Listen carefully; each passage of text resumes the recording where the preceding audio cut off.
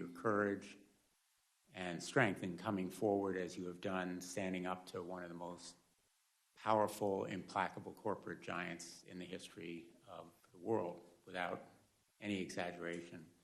You have a compelling, credible voice, which we've heard already. But you are not here alone. You're armed with documents and evidence.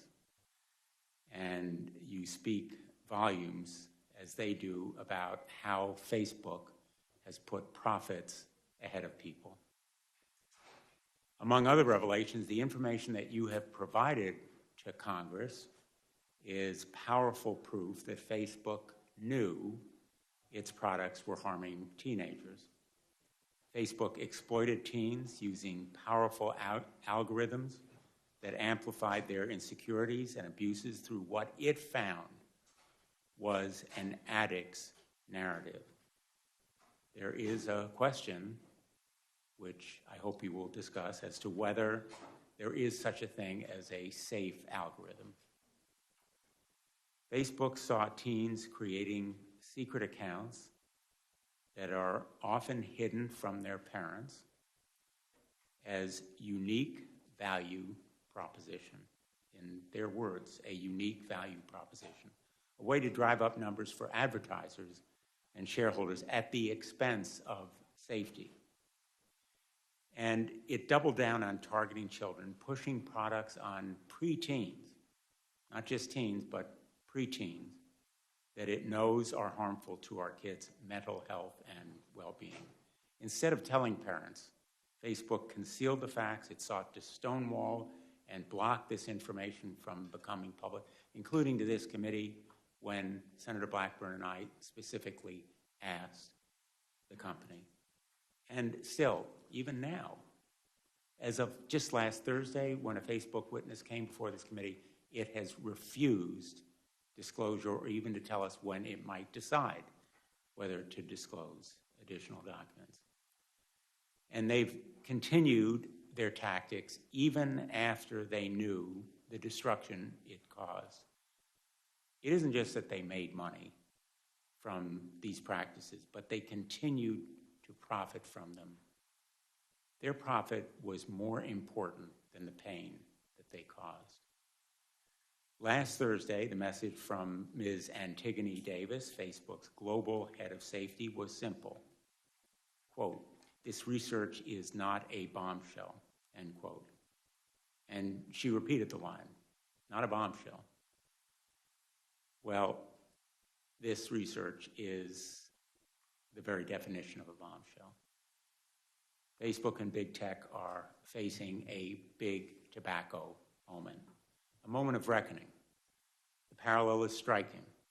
I sued Big Tobacco as Connecticut's Attorney General. I helped to lead the states in that legal action, and I remember very, very well the moment in the course of our litigation when we learned of those files that showed not only that Big Tobacco knew that its product caused cancer, but that they had done the research, they concealed the files, and now we knew, and the world knew. And big tech now faces that Big Tobacco jaw-dropping moment of truth. It is documented proof that Facebook knows its products can be addictive and toxic to children. And it's not just that they made money, again.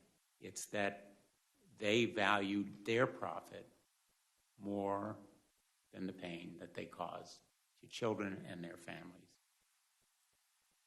The damage to self-interest and self-worth inflicted by Facebook today will haunt a generation. Feelings of inadequacy and insecurity, rejection, and self-hatred will impact this generation for years to come. Our children are the ones who are victims. Teens today, looking at themselves in the mirror, feel doubt and insecurity. Mark Zuckerberg ought to be looking at himself in the mirror today. And yet, rather than taking responsibility and showing leadership, Mr. Zuckerberg is going sailing. His new modus operandi, no apologies, no admission, no action, nothing to see here. Mark Zuckerberg, you need to come before this committee. You need to explain to Frances Haugen, to us, to the world, and to the parents of America what you were doing and why you did it. Instagram's business model is pretty straightforward. More eyeballs, more dollars. Everything Facebook does is to add more users and keep them on their apps for longer. In order to hook us, Instagram uses our private information to precisely target us with content and recommendations, assessing that what will provoke a reaction will keep us scrolling. Far too often, these recommendations encourage our most destructive and dangerous behaviors. As we showed on Thursday, we created a fake account, my office and I did, as a teen interested in extreme dieting and eating disorders. Instagram latched onto that teenager's initial insecurities. It then pushed more content and recommendations, glorifying eating disorders. That's how Instagram's algorithms can push teens into darker and darker places. Facebook's own researchers called it Instagram's, quote, perfect storm, exacerbating downward spirals. Facebook, as you have put it, Ms. Haugen, so powerfully, maximizes profits and ignores pain. Facebook's failure to acknowledge and to act makes it morally bankrupt. Again and again, Facebook rejected reforms recommended by its own researchers. Last week, Ms. Davis said, quote, we're looking at, end quote, no specific plans, no commitments, only vague platitudes. These documents that you have revealed provided this company with a blueprint for reform. It provided specific recommendations that could have made Facebook and Instagram safer. The company repeatedly ignored those recommendations from its own researchers that would have made Facebook and Instagram safer. Facebook researchers have suggested changing their recommendations to stop promoting accounts known to encourage dangerous body comparison. Instead of making meaningful changes, Facebook simply pays lip service, and if they won't act, and if big tech won't act, Congress has to intervene.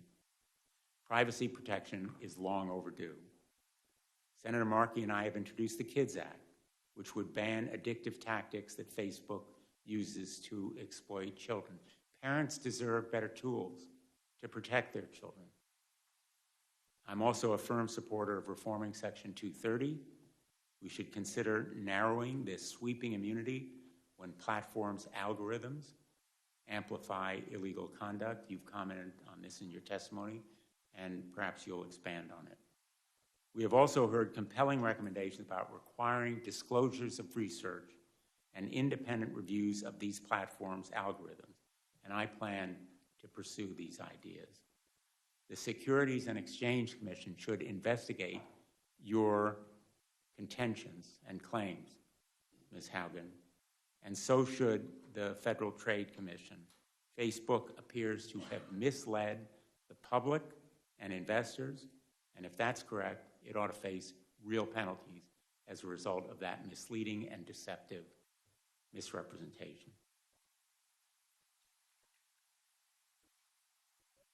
I want to thank all my colleagues who are here today, because what we have is a bipartisan congressional roadmap for reform that will safeguard and protect children from big tech.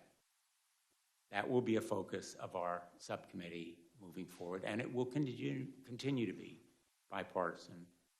And finally, I'll just end on this note. In the past weeks and days, parents have contacted me with their stories, heartbreaking and spine-chilling stories about children pushed into eating disorders, bullying online, self-injury of the most disturbing kind, and sometimes even taking their lives because of social media. Parents are holding Facebook accountable because of your bravery, Ms. Haugen, and we need to hold accountable Facebook and all big tech as well. Again, my thanks to you. I am going to enter into the record a letter from 52 state attorneys general and from 2 members of the Youth Advisory Board of Sandy Hook Promise, as long as there's no objection. And I will now turn to the ranking member, Senator Blackburn. Thank you, Mr. Chairman, and thank you for entering that letter in the record that we have from our state's attorneys general. Good morning to everyone. It is nice to see people in this hearing room and to be here for the hearing today. Ms. Haugen, we thank you for your appearance before us today and for giving the opportunity not only for Congress but for the American people to hear from you in this setting, and we appreciate that. Mr. Chairman, I think also thanks to you and your staff that have worked with our team to make certain that we had this hearing and this opportunity today so that we can get more insights into what Facebook is actually doing as they invade the privacy not only of adults but of children. And look at the ways that they are in violation of the Children's Online Privacy Protection Act, which is federal law, and looking at how they are evading that law and working around it. And as the chairman said, privacy and online privacy, passing a federal privacy standard has been long in the works. I filed my first privacy bill when I was in the House back in 2012, and I think that it will be this Congress and this subcommittee that is going to lead the way to online privacy, data security, Section 230 reforms, and of course Senator Klobuchar always wants to talk about antitrust. And I have to give a nod. Senator Markey is down there. When we were in the House, we were probably 2 of the only ones who were talking about the need to have a federal privacy standard. Now, as the chairman mentioned, last week we heard from Ms. Davis, who heads global safety for Facebook.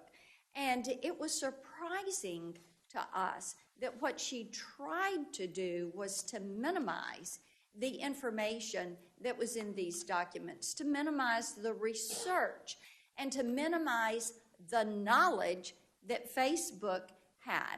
At one point, I even reminded her the research was not third-party research. The research was there, Facebook's internal research. So they knew what they were doing. They knew where the violations were, and they know they are guilty. They know this. Their research tells them this. Last week, in advance of our hearing, Facebook released 2 studies and said that the Wall Street Journal was all wrong. They had just gotten it wrong, as if the Wall Street Journal did not know how to read these documents and how to work through this research. Having seen the data that you've presented and the other studies that Facebook did not publicly share, I feel pretty confident that it's Facebook who has done the misrepresenting to this committee. Here are some of the numbers that Facebook chose not to share. And Mr. Chairman, I think it's important that we look at these as we talk about the setting for this hearing, what we learned last week, what you and I have been learning over the past 3 years about big tech and Facebook. And here you go, 66% of teen girls on Instagram and 40% of teen boys experience negative social comparisons. This is Facebook's research. 52% of teen girls who experienced negative social comparison on Instagram said it was caused by images related to beauty. Social comparison is worse on Instagram because it is perceived as real life, but based on celebrity standards. Social comparison mimics the grief cycle and includes a downward emotional spiral encompassing a range of emotions from jealousy to self-proclaimed body dysmorphia. Facebook addiction, which Facebook calls conveniently problematic use, is most severe in teens, peaking at age 14. Here's what else we know.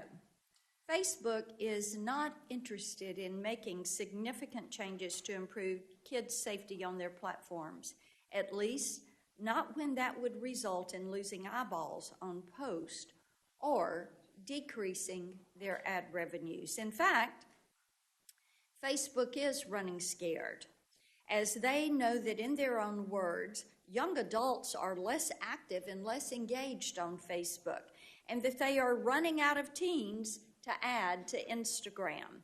So teens are looking at other platforms like TikTok, and Facebook is only making those changes that add to its users' numbers and ultimately its profits. Follow the money. So what are these changes? Allowing users to create multiple accounts that Facebook does not delete, and encouraging teens to create second accounts they can hide from their parents. They are also studying younger and younger children, as young as 8, so that they can market to them.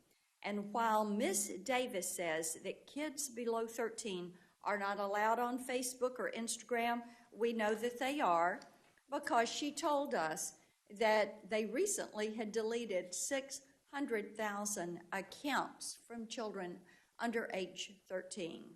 So how do you get that many underage accounts if you aren't turning a blind eye to them in the first place?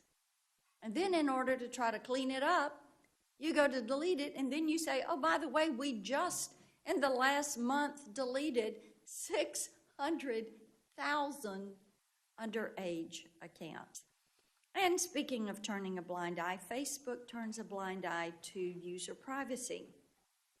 News broke yesterday that the private data of over 1.5 billion, that's right, 1.5 billion Facebook users is being sold on a hacking forum.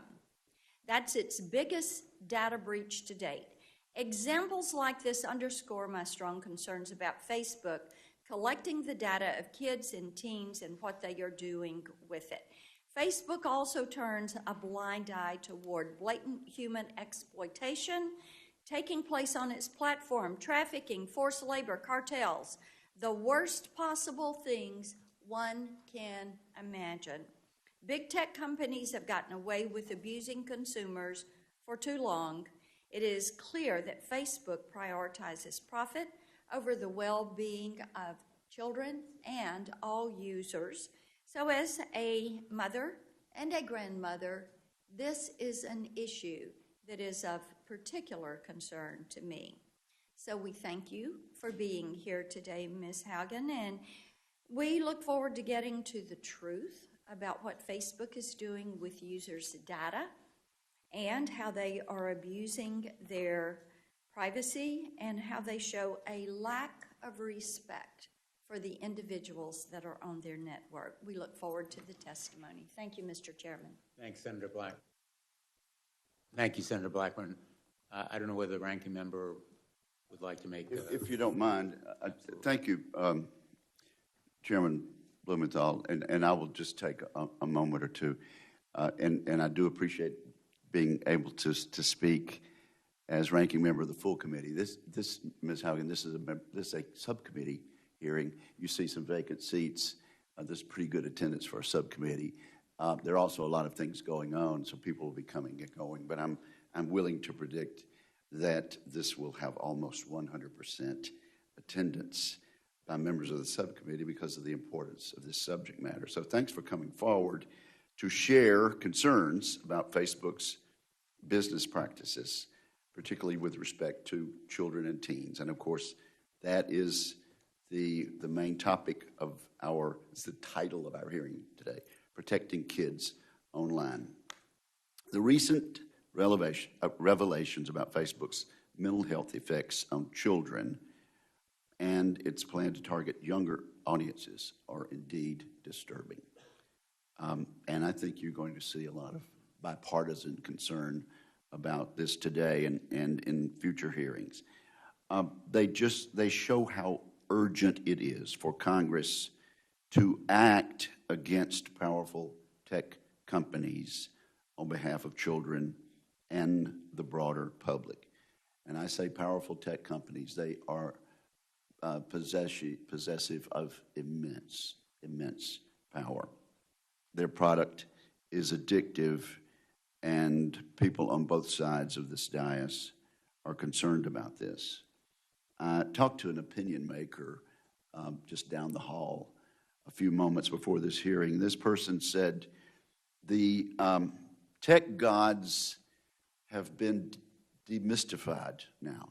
And I think this hearing today, Mr. Chair, is a part of the process of demystifying big tech.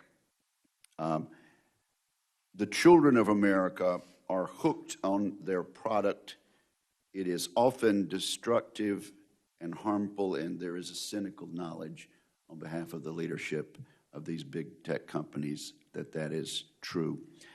Ms. Haugen, I hope you will have a chance to talk about your work experience at Facebook and perhaps compare it to other social media companies. I also look forward to hearing your thoughts on how this committee and how this Congress can ensure greater accountability and transparency, especially with regard to children. So thank you, Mr. Chairman, and thank you, Ms. Haugen, for being here today. Thanks, Senator Wicker. Our witness this morning is Frances Haugen. She was the lead product manager on Facebook's civic misinformation team. She holds a degree in electrical and computer engineering from Olin College and an MBA from Harvard.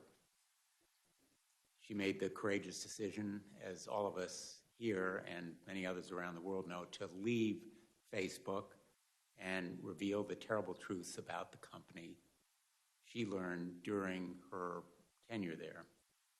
And I think we are all in agreement here in expressing our gratitude and our admiration for your bravery in coming forward. Thank you, Ms. Haugen. Please proceed.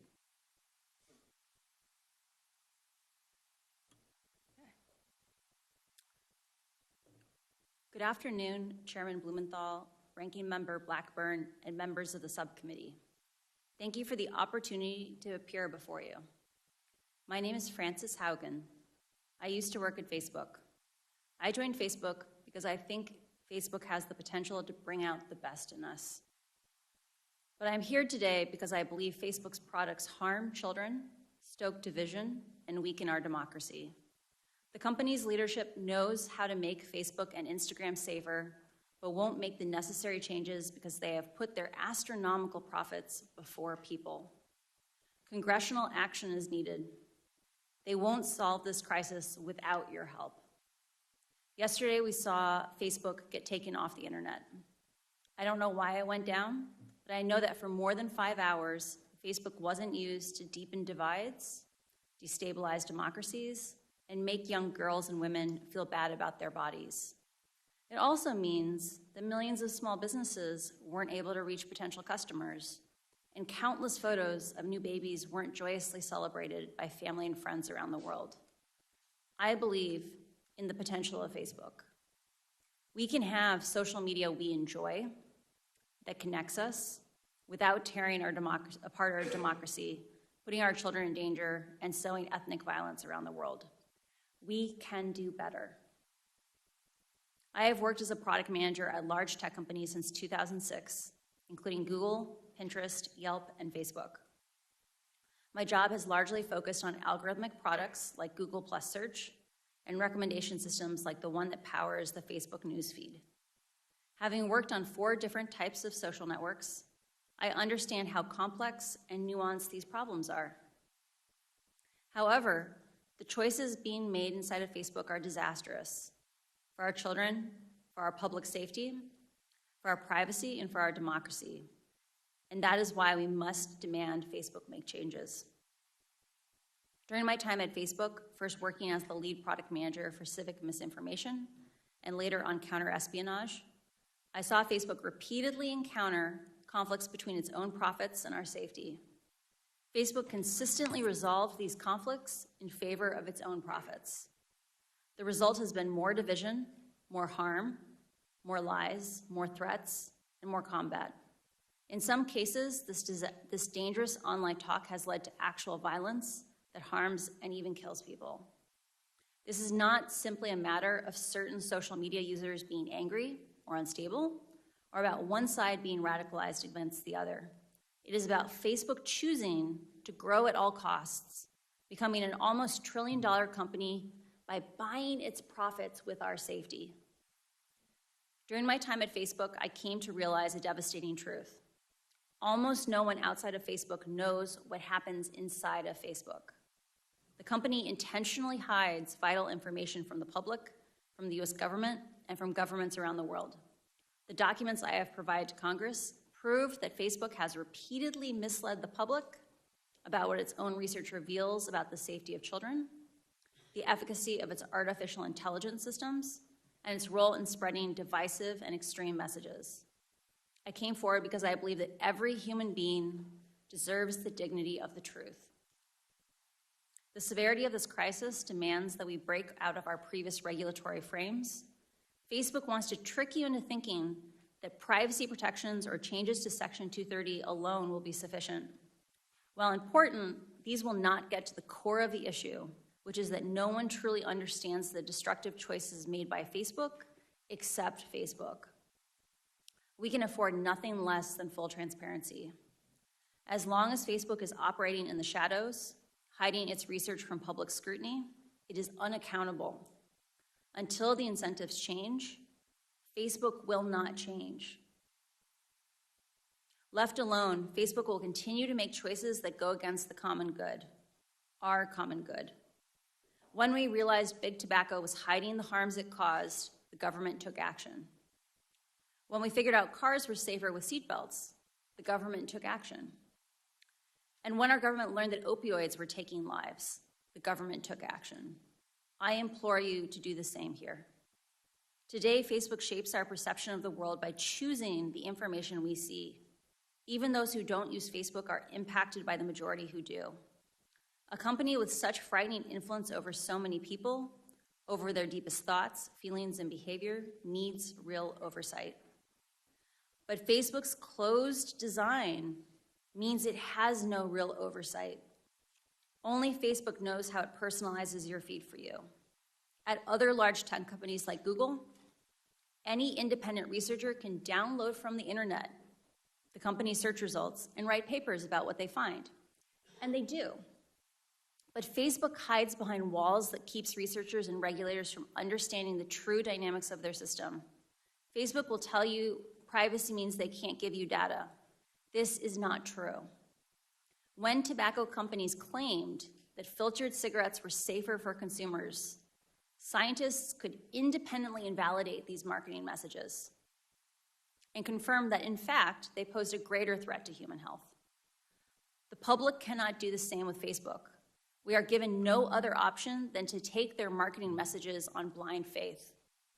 Not only does the company hide most of its own data, my disclosure has proved that when Facebook is directly asked questions as important as, how do you impact the health and safety of our children, they mislead and they choose to mislead and misdirect. Facebook has not earned our blind faith. This inability to see into Facebook's actual systems and confirm how they work is communicated and confirm that they work as communicated is like the Department of Transportation regulating cars by only watching them drive down the highway.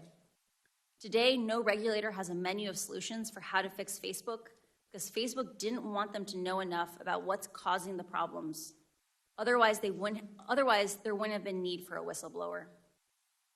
How is the public supposed to assess if Facebook is resolving conflicts of interest in a way that is aligned with the public good if the public has no visibility into how Facebook operates?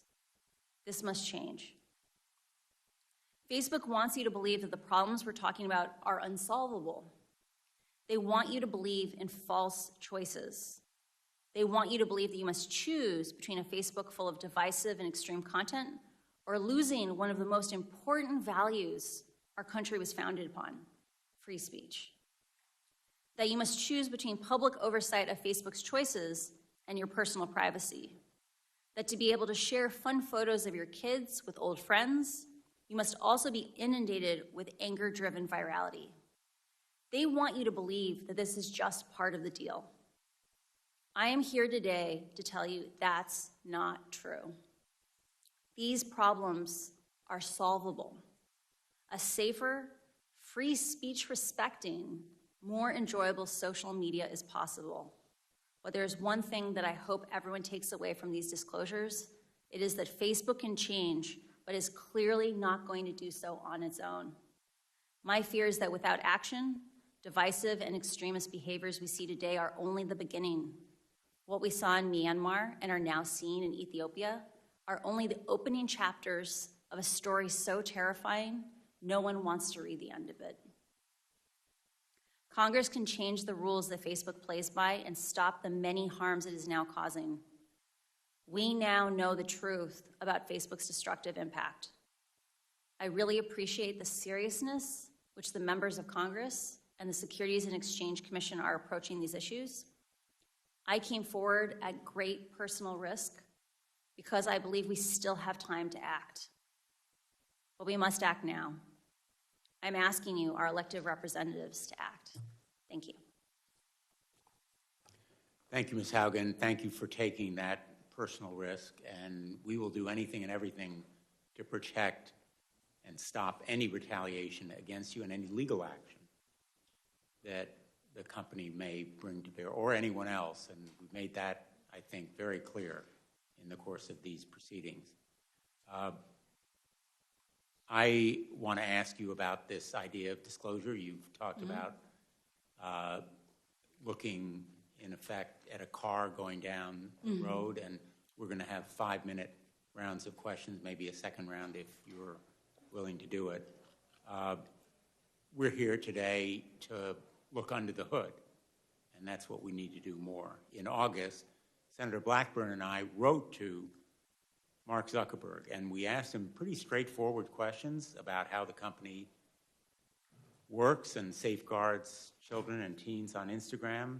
Facebook dodged, ducked, sidetracked, in effect misled us. So I'm going to ask you a few straightforward questions to break down some of what you have said, and if you can answer them yes or no, that would be great. Has Facebook's research, its own research, ever found that its platforms can have a negative effect on children and teens' mental health or well-being? Many of Facebook's internal research reports indicate that Facebook has a serious negative harm on a significant portion of teenagers and younger and children. And has Facebook ever offered features that it knew had a negative effect on children's and teens' mental health? Facebook knows that its amplification algorithms, things like engagement-based ranking on Instagram, can lead children from very innocuous topics like healthy recipes. I think all of us could eat a little more healthy. All the way from just something innocent like healthy recipes to anorexia promoting content over a very short period of time. And has Facebook ever found, again in its research, that kids show sign of addiction on Instagram? Facebook has studied a pattern that they call problematic use, what we might more commonly call addiction. It has a very high bar for what it believes it is. It says you self-identify that you don't have control over your usage and that it is materially harming your health, your schoolwork, or your physical health. 5 to 6% of 14-year-olds have the self-awareness to admit both those questions. It is likely that far more than 5 to 6% of 14-year-olds are addicted to Instagram. Last Thursday, my colleagues and I asked Ms. Davis, who was representing Facebook, about how the decision would be made whether to pause permanently Instagram for kids. And she said, quote, "There's no one person who makes a decision like that. We think about that collaboratively." It's as though she couldn't mention Mark Zuckerberg's name. Isn't he the one who will be making this decision from your experience in the company? Mark holds a very unique role in the tech industry in that he holds over 55% of all the voting shares for Facebook. There are no similarly powerful companies that are as unilaterally controlled. And in the end, the buck stops with Mark. There's no one currently holding Mark accountable but himself. And Mark Zuckerberg, in effect, is the algorithm designer-in-chief, correct? I received an MBA from Harvard, and they emphasized to us that we are responsible for the organizations that we build. Mark has built an organization that is very metrics-driven. It is intended to be flat. There is no unilateral responsibility. The metrics make the decision. Unfortunately, that itself is a decision. And in the end, if he is the CEO and the chairman of Facebook, he is responsible for those decisions. The buck stops with him. The buck stops with him. And speaking of the buck stopping, you have said that Facebook should declare moral bankruptcy. I agree. Yeah. I think its actions and its failure to acknowledge its responsibility indicate moral bankruptcy. There is a cycle occurring inside the company where Facebook has struggled for a long time to recruit and retain the number of employees it needs to tackle the large scope of projects that it has chosen to take on. Facebook is stuck in a cycle where it struggles to hire. That causes it to understaff projects, which causes scandals, which then makes it harder to hire. Part of why Facebook needs to come out and say, we did something wrong, we made some choices that we regret, is the only way we can move forward and heal Facebook is we first have to admit the truth. Like the way we'll have reconciliation and we can move forward is by first being honest and declaring moral bankruptcy.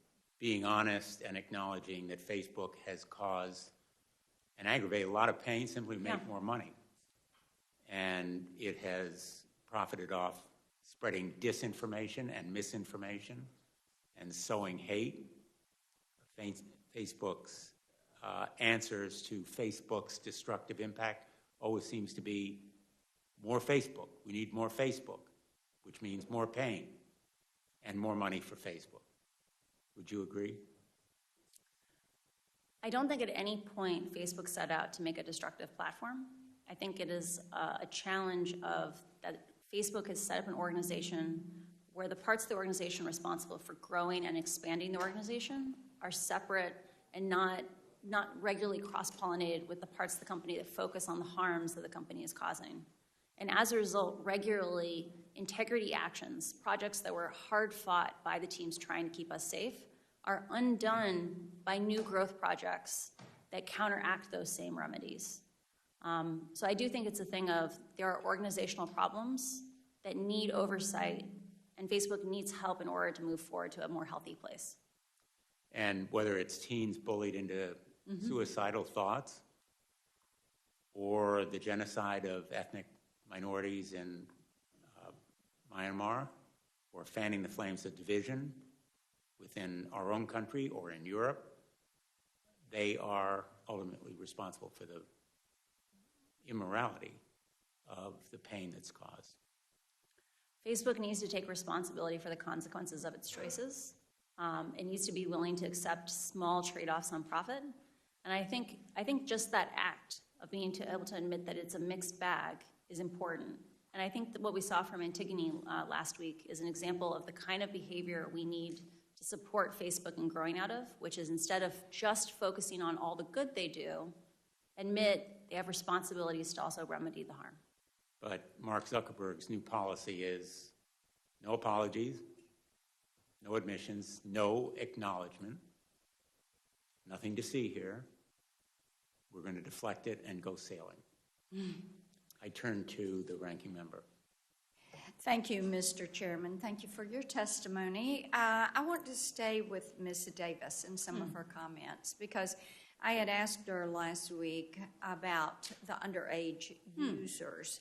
And she had made the comment, I'm going to quote from her testimony, if we find an account of someone who's under 13, we remove them.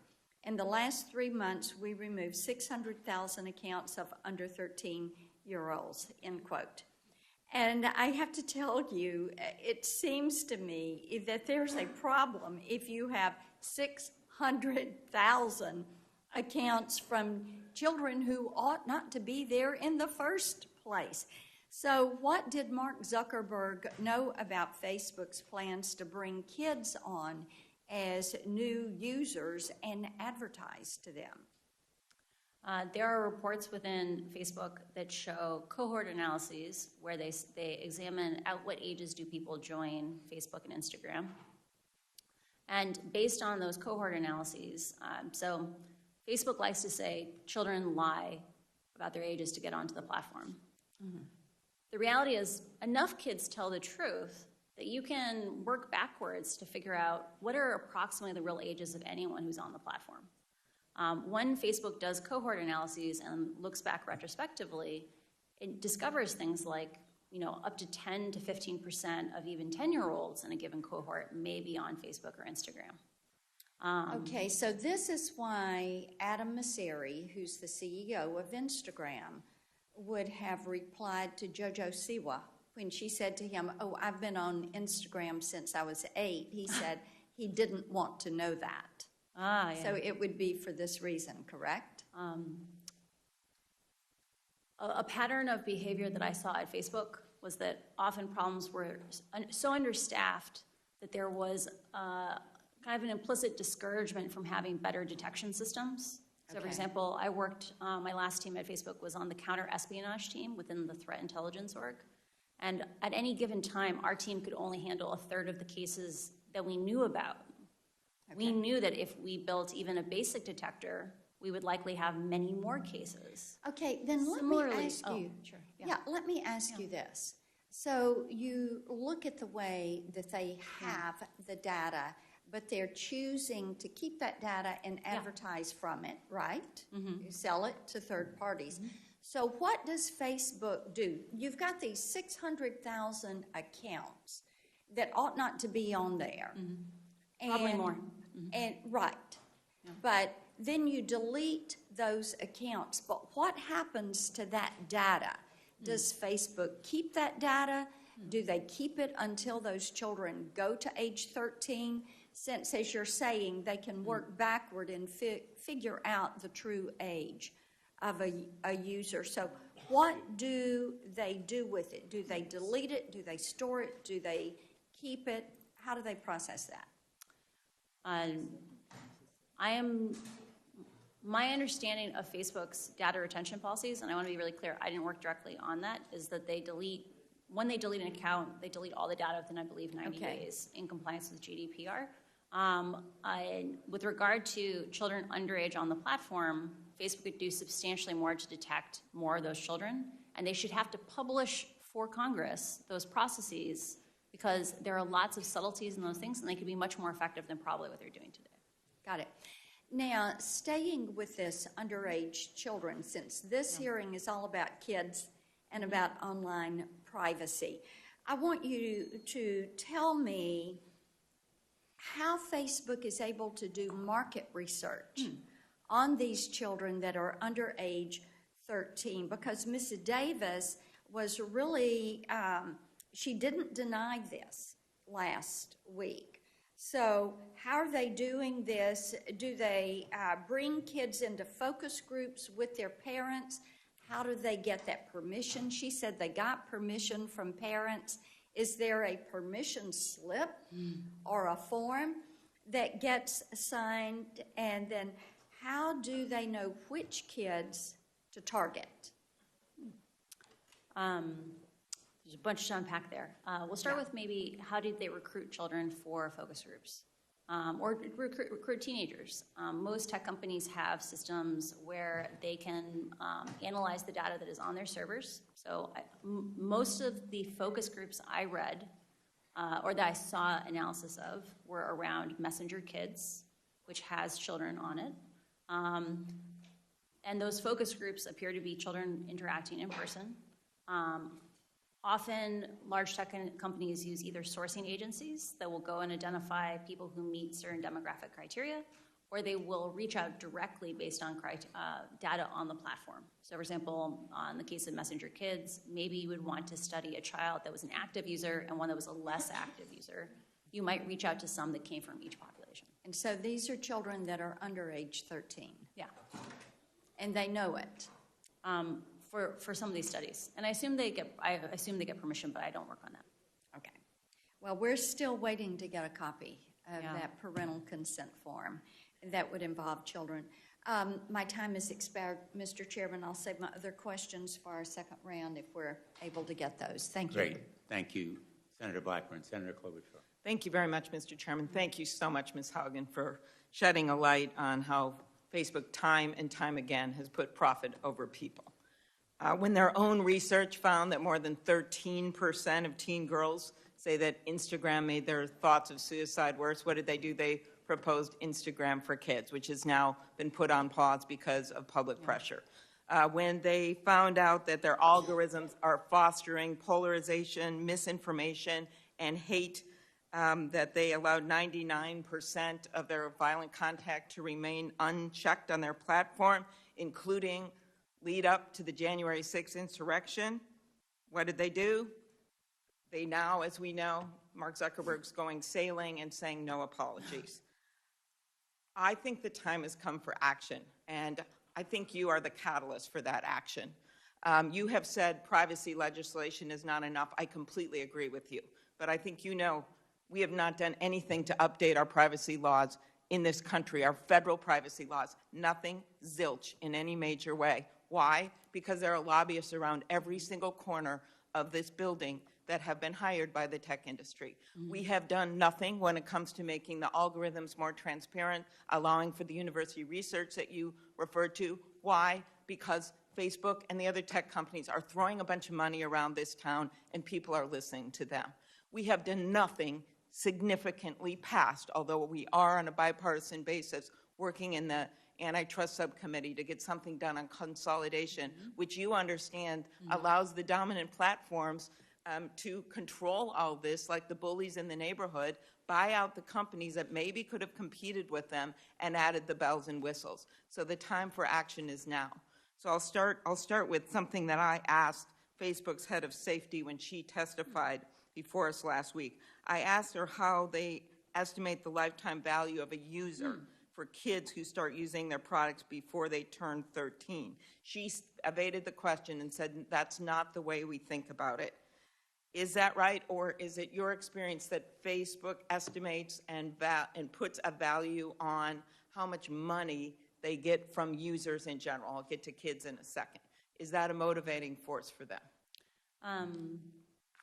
Based on what I saw in terms of allocation of integrity spending, so one of the things disclosed in the Wall Street Journal was that I believe it's like 87% of all the misinformation spending is spent on English, but only about like 9% of the users are English speakers.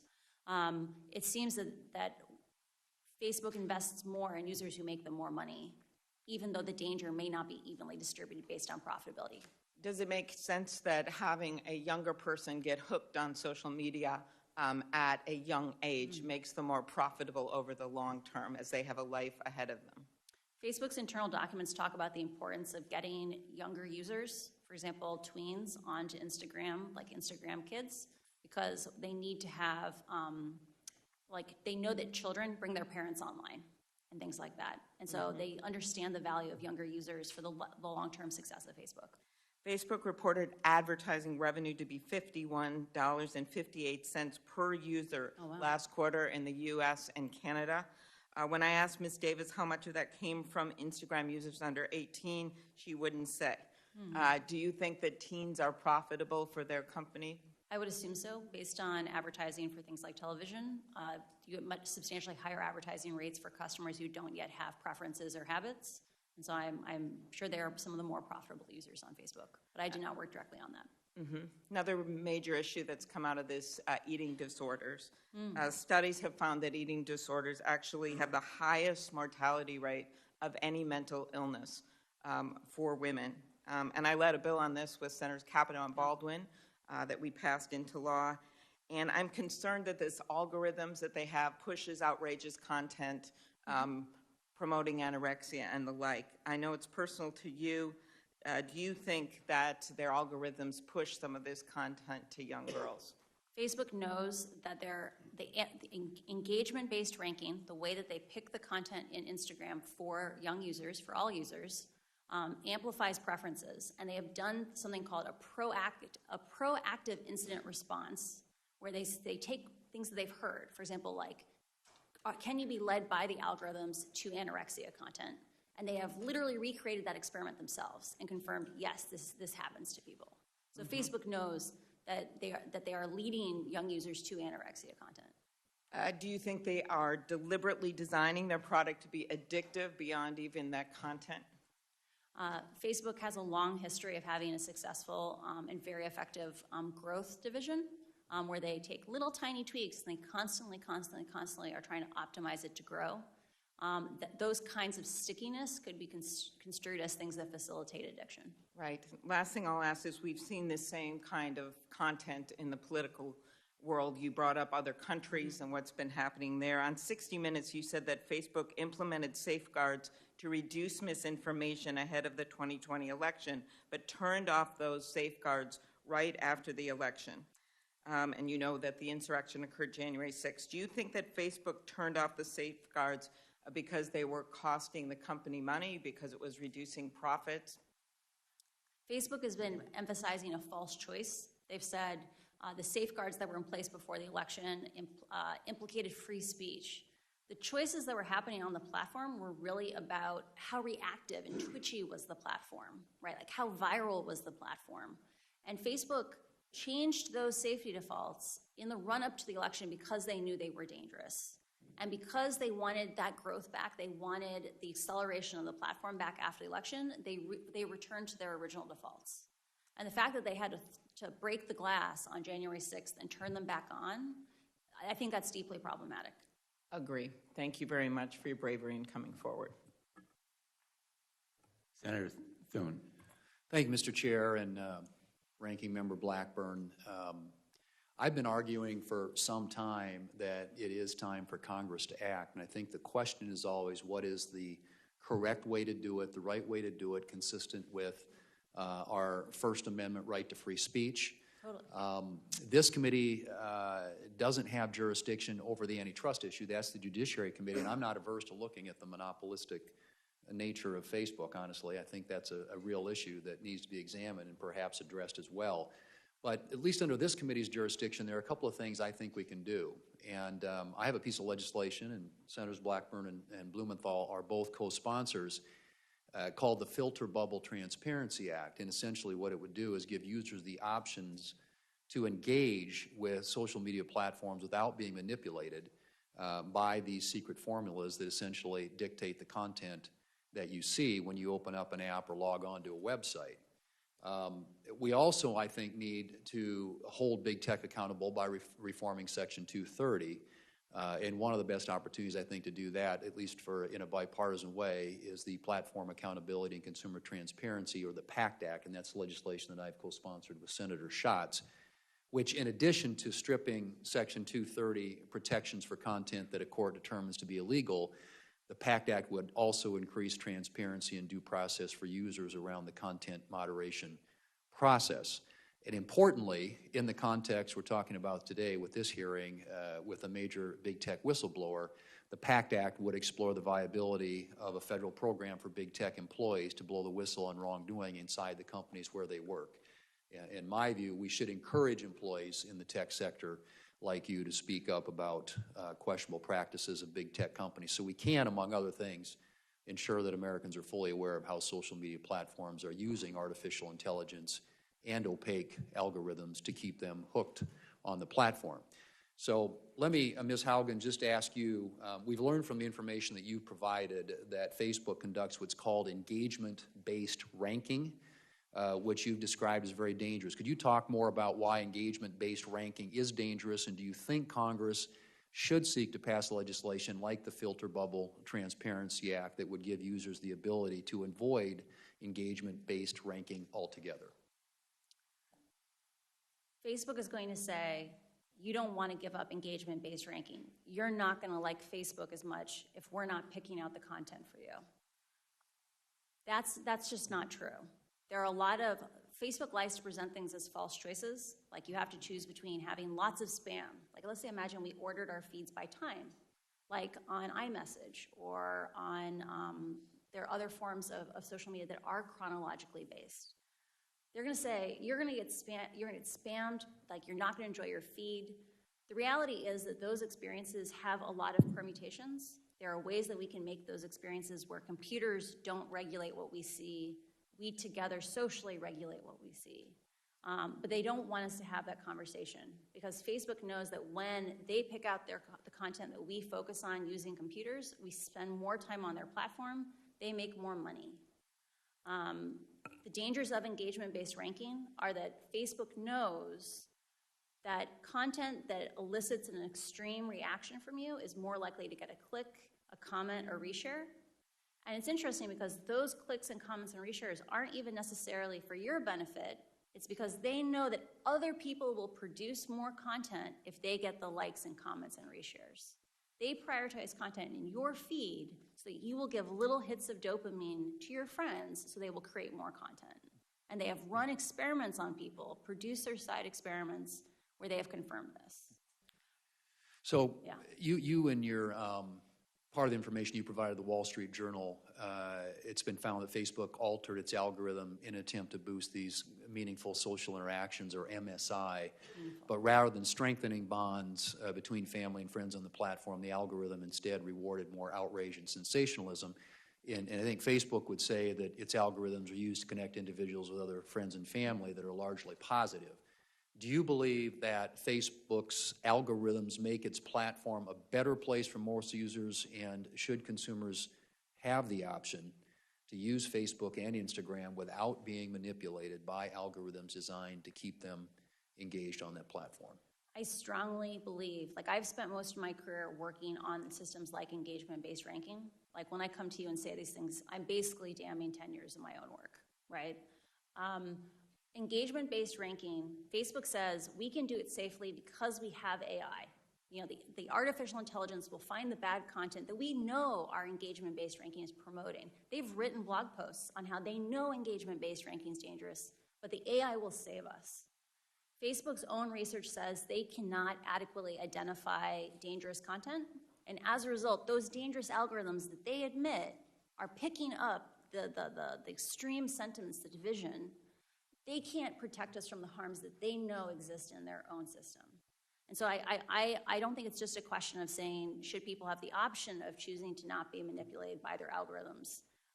I think if we had appropriate oversight, or if we reformed 230 to make Facebook responsible for the consequences of their intentional ranking decisions, I think they would get rid of engagement-based ranking, because it is causing teenagers to be exposed to more anorexia content. It is pulling families apart. And in places like Ethiopia, it's literally fanning ethnic violence.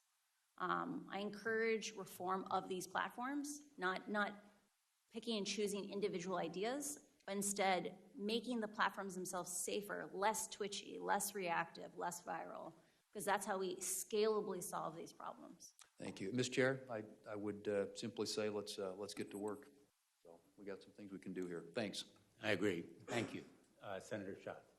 Thank you, Mr. Chairman, Ranking Member. Thank you for your courage in coming forward Was there a particular moment when you came to the conclusion that reform from the inside was impossible and that you decided to be a whistleblower? There was a long series of moments where I became aware that Facebook, when faced with conflicts of interest between its own profits and the common good, public safety, that Facebook consistently chose to prioritize its profits.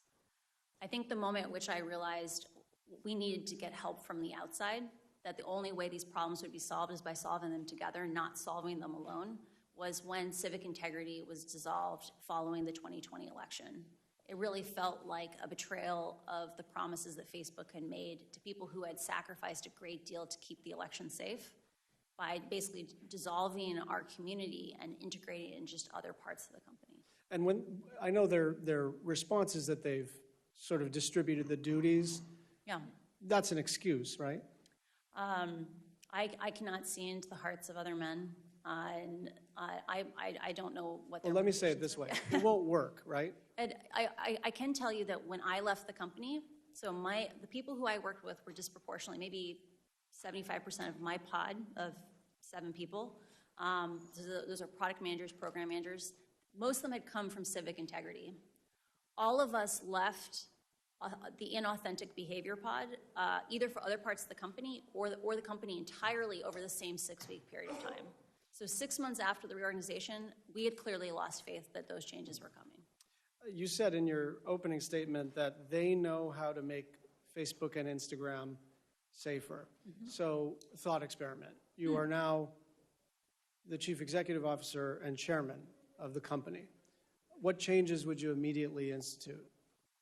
I would immediately establish a policy of how to share information and research from inside the company with appropriate oversight bodies like Congress. I would give proposed legislation to Congress saying, here's what an effective oversight agency would look like. I would actively engage with academics to make sure that people who are confirming are Facebook's marketing message is true have the information they need to confirm these things. And I would immediately implement the, quote, soft interventions that were identified to protect the 2020 election. So that's things like requiring someone to click on a link before resharing it, because other companies like Twitter have found that significantly reduces misinformation. No one is censored by being forced to click on a link before resharing it. Thank you. I want to pivot back to Instagram's targeting of kids. We all know that they announced a pause, but that reminds me of what they announced when they were going to issue a digital currency. And they got beat up by the U.S. Senate Banking Committee, and they said, never mind. And now they're coming back around, hoping that nobody notices that they are going to try to issue a currency. Now, let's set aside for the moment the sort of the business model, which appears to be gobble up everything, do everything. That's the growth strategy. Do you believe that they're actually going to discontinue Instagram Kids, or are they just waiting for the dust to settle? I would be sincerely surprised if they do not continue working on Instagram Kids, and I would be amazed if a year from now we don't have this conversation again. Why? Facebook understands that if they want to continue to grow, they have to find new users. They have to make sure that the next generation is just as engaged with Instagram as the current one. And the way they'll do that is by making sure that children establish habits before they have good self-regulation. By hooking kids. By hooking kids. I would like to emphasize one of the documents that we sent in on problematic use examined the rates of problematic use by age, and that peaked with 14-year-olds. It's just like cigarettes. Teenagers don't have good self-regulation.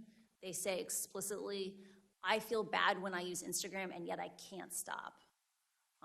We need to protect the kids. Just my final question. I have a long list of misstatements, misdirections, and outright lies from the company. I don't have time to read them, but you're as intimate with all of these deceptions as I am, so I will just jump to the end. If you were a member of this panel, would you believe what Facebook is saying? I would not believe. Facebook has not earned our right to just have blind trust in them. Trust is, last week, one of the most beautiful things that I heard on the committee was trust is earned, and Facebook has not earned our trust. Thank you. Thanks, Senator Schatz. Senator Moran, and then we've been joined by the chair, Senator Cantwell. She'll be next. We're going to break at about 11:30, if that's okay, because we have a vote. Okay. And then we'll reconvene. Okay. Mr. Chairman, thank you. The conversation so far reminds me that you and I ought to resolve our differences and introduce legislation. So as Senator Thune said, let's go to work. Our differences are very minor, or they seem very minor in the face of the revelations that we've now seen, so I'm hoping we can move forward, Senator Moran. I share that view, Mr. Chairman. Thank you. Thank you very much for your testimony. What examples do you know? We've talked about particularly children, teenage girls specifically, but what other examples do you know about where Facebook or Instagram knew its decisions would be harmful to its users, but still proceeded with the plan and executed those harmful behavior? Facebook's internal research is aware that there are a variety of problems facing children on Instagram that are, they know that severe harm is happening to children. For example, in the case of bullying, Facebook knows that Instagram dramatically changes the experience of high school. So when we were in high school, when I was in high school, most kids You looked at me and changed your Yeah. wording. Sorry. When I was in high school, most kids have positive home lives. Like, it doesn't matter how bad it is at school. Kids can go home and reset for 16 hours. Kids who are bullied on Instagram, the bullying follows them home. It follows them into their bedrooms. The last thing they see before they go to bed at night is someone being cruel to them, or the first thing they see in the morning is someone being cruel to them. Kids are learning that their own friends, like people who they care about them, are cruel to them. Like, think about how that's going to impact their domestic relationships when they become 20-somethings or 30-somethings, to believe that people who care about you are mean to you. Facebook knows that parents today, because they didn't experience these things, they never experienced this addictive experience with a piece of technology, they give their children bad advice. They say things like, why don't you just stop using it? And so that Facebook's own research is aware that children express feelings of loneliness and struggling with these things because they can't even get support from their own parents. I don't understand how Facebook can know all these things and not escalate it to someone like Congress for help and support in navigating these problems. Let me ask the question in a broader way. Besides teenagers or Sure. besides girls or besides youth, Yeah. are there other practices at Facebook or Instagram that are known to be harmful but yet are pursued?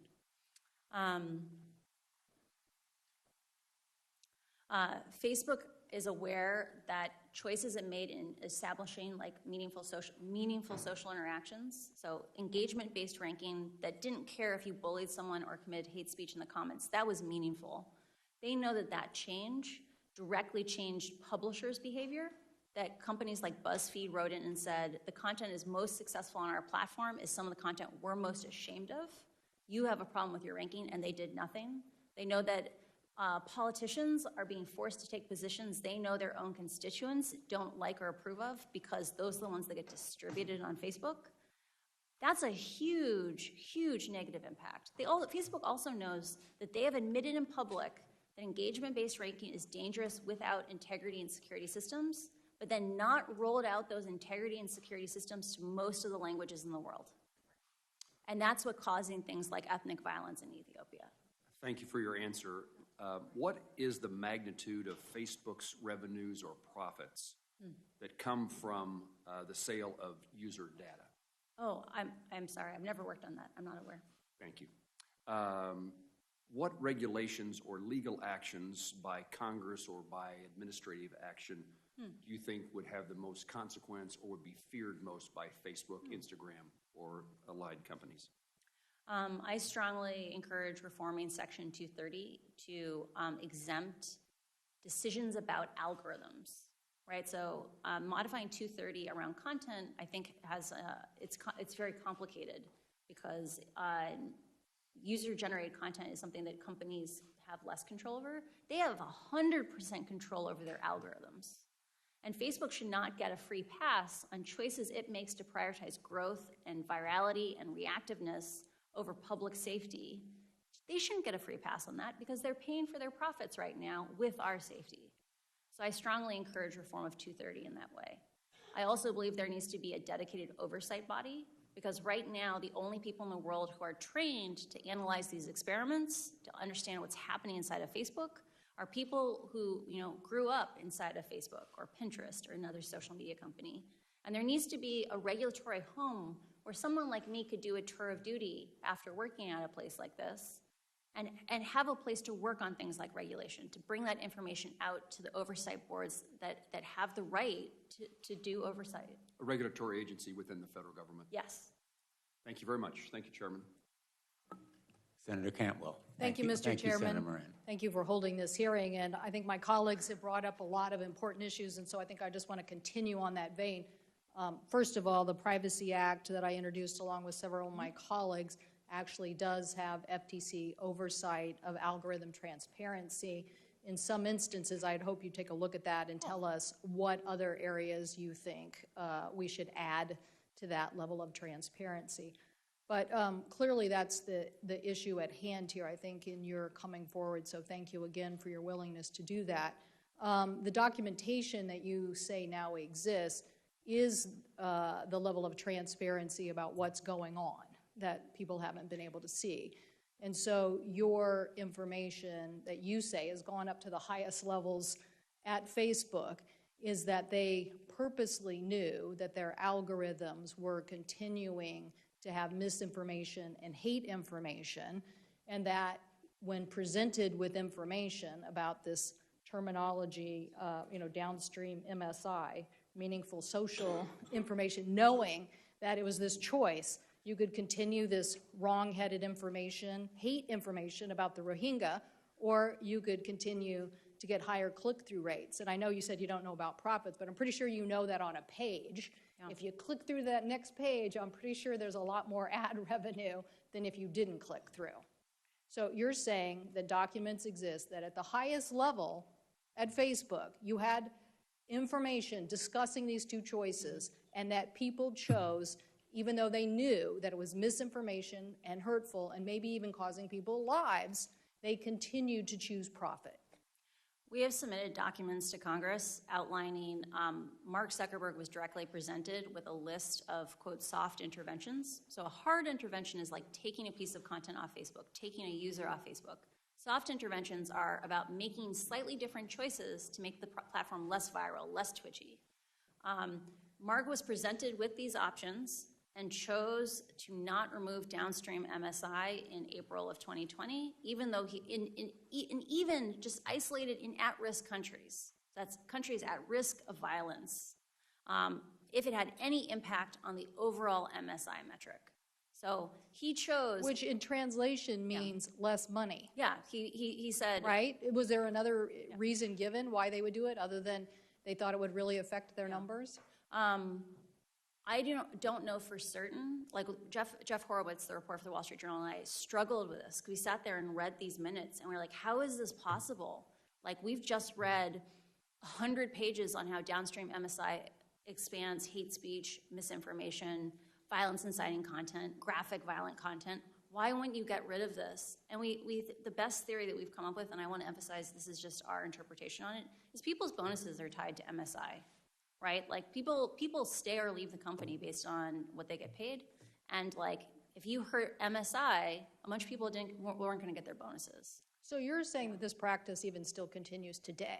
Like we're still in this environment? I'm personally very frustrated by this because we presented information to Facebook from one of my own constituents in 2018 talking about this issue with the Rohingya, pleading with the company. We pleaded with the company, and they continue to not address this issue. Now, you're pointing out that these same algorithms are being used, and they know darn well in Ethiopia that it's causing and inciting violence. And again, they are still today choosing profit over taking this information down. Is that correct? When rioting began in the United States in the summer of last year, They turned off downstream MSI only for when they detected content was health content, which is probably COVID, and civic content. But Facebook's own algorithms are bad at finding this content. It's still in the raw form for 80, 90% of even that sensitive content. In countries where they don't have integrity systems in the local language, and in the case of Ethiopia, there are 100 million people in Ethiopia in 6 languages. Facebook only supports 2 of those languages for integrity systems. This strategy of focusing on language-specific, content-specific systems, AI to save us, is doomed to fail. I need to get to one of them. First of all, I'm sending a letter to Facebook today. They better not delete any information as it relates to the Rohingya or investigations about how they proceeded on this, particularly in light of your information or the documents. But aren't we also now talking about advertising fraud? Aren't you selling something to advertisers that's not really what they're getting? We know about this because of the newspaper issues. We're trying to say that journalism that basically has to meet a different standard, a public interest standard, that basically is out there basically proving every day, or they can be sued. These guys are a social media platform that doesn't have to live with that. And then the consequences, they're telling their advertisers that this was we see it. We see it. People are coming back to the local journalism because they're like, we want to be with a trusted brand. We don't want to be in, your website. So I think your finding for the SEC is an interesting one, but I think that we also have to look at what are the other issues here. And one of them is, did they defraud advertisers in telling them this was the advertising content that you were going to be advertising in, when in reality it was something different. It was based on a different model. We have multiple examples of question and answers for the advertising staff, the sales staff, where advertisers say after the riots last summer, were asked, should we come back to Facebook? Or after the insurrection, should we come back to Facebook? And Facebook said in their talking points that they gave to advertisers, we're doing everything in our power to make this safer, or we take down all the hate speech when we find it. But Facebook's own and that was not true. That was not true. They get 3 to 5% of hate speech. Thank you. Thank you, Mr. Chairman. Thanks, Senator Cantwell. And if you want to make your letter available to other members of the committee, I'd be glad to join you myself. Thank you. And thank you. Thank you for suggesting it. Thank you. Senator Lee. Thank you, Mr. Chairman, and thank you, Ms. Haugen, for joining us this week. It's very, very helpful. We're grateful that you're willing to make yourself available. Last week, we had another witness from Facebook, Ms. Davis. She came and she testified before this committee, and she focused on, among other things, the extent to which Facebook targets ads to children, including ads that are either sexually suggestive or geared toward adult-themed products or themes in general. Now, while I appreciated her willingness to be here, I didn't get the clearest answers in response to some of those questions. And so I'm hoping that you can help shed some light on some of those issues related to Facebook's advertising processes here today. As we get into this, I want to first read you a quote that I got from Ms. Davis last week. Here's what she said during her questioning. Quote, "When we do ads to young people, there are only 3 things that an advertiser can target around: age, gender, location. We also prohibit certain ads to young people, including weight loss ads. We don't allow tobacco ads at all, meaning to young people. We don't allow them to children. We don't allow them to minors," close quote. Now, since that exchange happened last week, there are a number of individuals and groups, including a group called the Technology Transparency Project, or TTP, that have indicated that that part of her testimony was inaccurate, that it was false. TTP noted that TTP had conducted an experiment just last month, and their goal was to run a series of ads that would be targeted to children ages 13 to 17 to users in the United States. Now, I want to emphasize that TTP didn't end up running these ads. They stopped them from being distributed to users. But Facebook did, in fact, approve them. And as I understand it, Facebook approved them for an audience of up to 9.1 million users, all of whom were teens. So I brought a few of these to show you today. This is the first one I wanted to showcase. This first one has a colorful graphic encouraging kids to, quote, throw a Skittles party like no other, which, as the graphic indicates, and as the slang jargon also independently suggests, this involves kids getting together randomly to abuse prescription drugs. The second graphic displays an anatip, that is, a tip specifically designed to encourage and promote anorexia. And it's on there. Now, the language, the anatip itself, independently promotes that. The ad also promotes it, insofar as it was suggesting these are images you ought to look at when you need motivation to be more anorexic, I guess you could say. Now, the third one invites children to find their partner online and to make a love connection. You look lonely. Find your partner now to make a love connection. Now, look, it would be an entirely different kettle of fish if this were targeted to an adult audience. It is not. It's targeted to 13 to 17-year-olds. Now, obviously, I don't support, and TDP does not support these messages, particularly when targeted to impressionable children. And again, just to be clear, TDP did not end up pushing the ads out after receiving Facebook's approval. But it did, in fact, receive Facebook's approval. So I think this says something.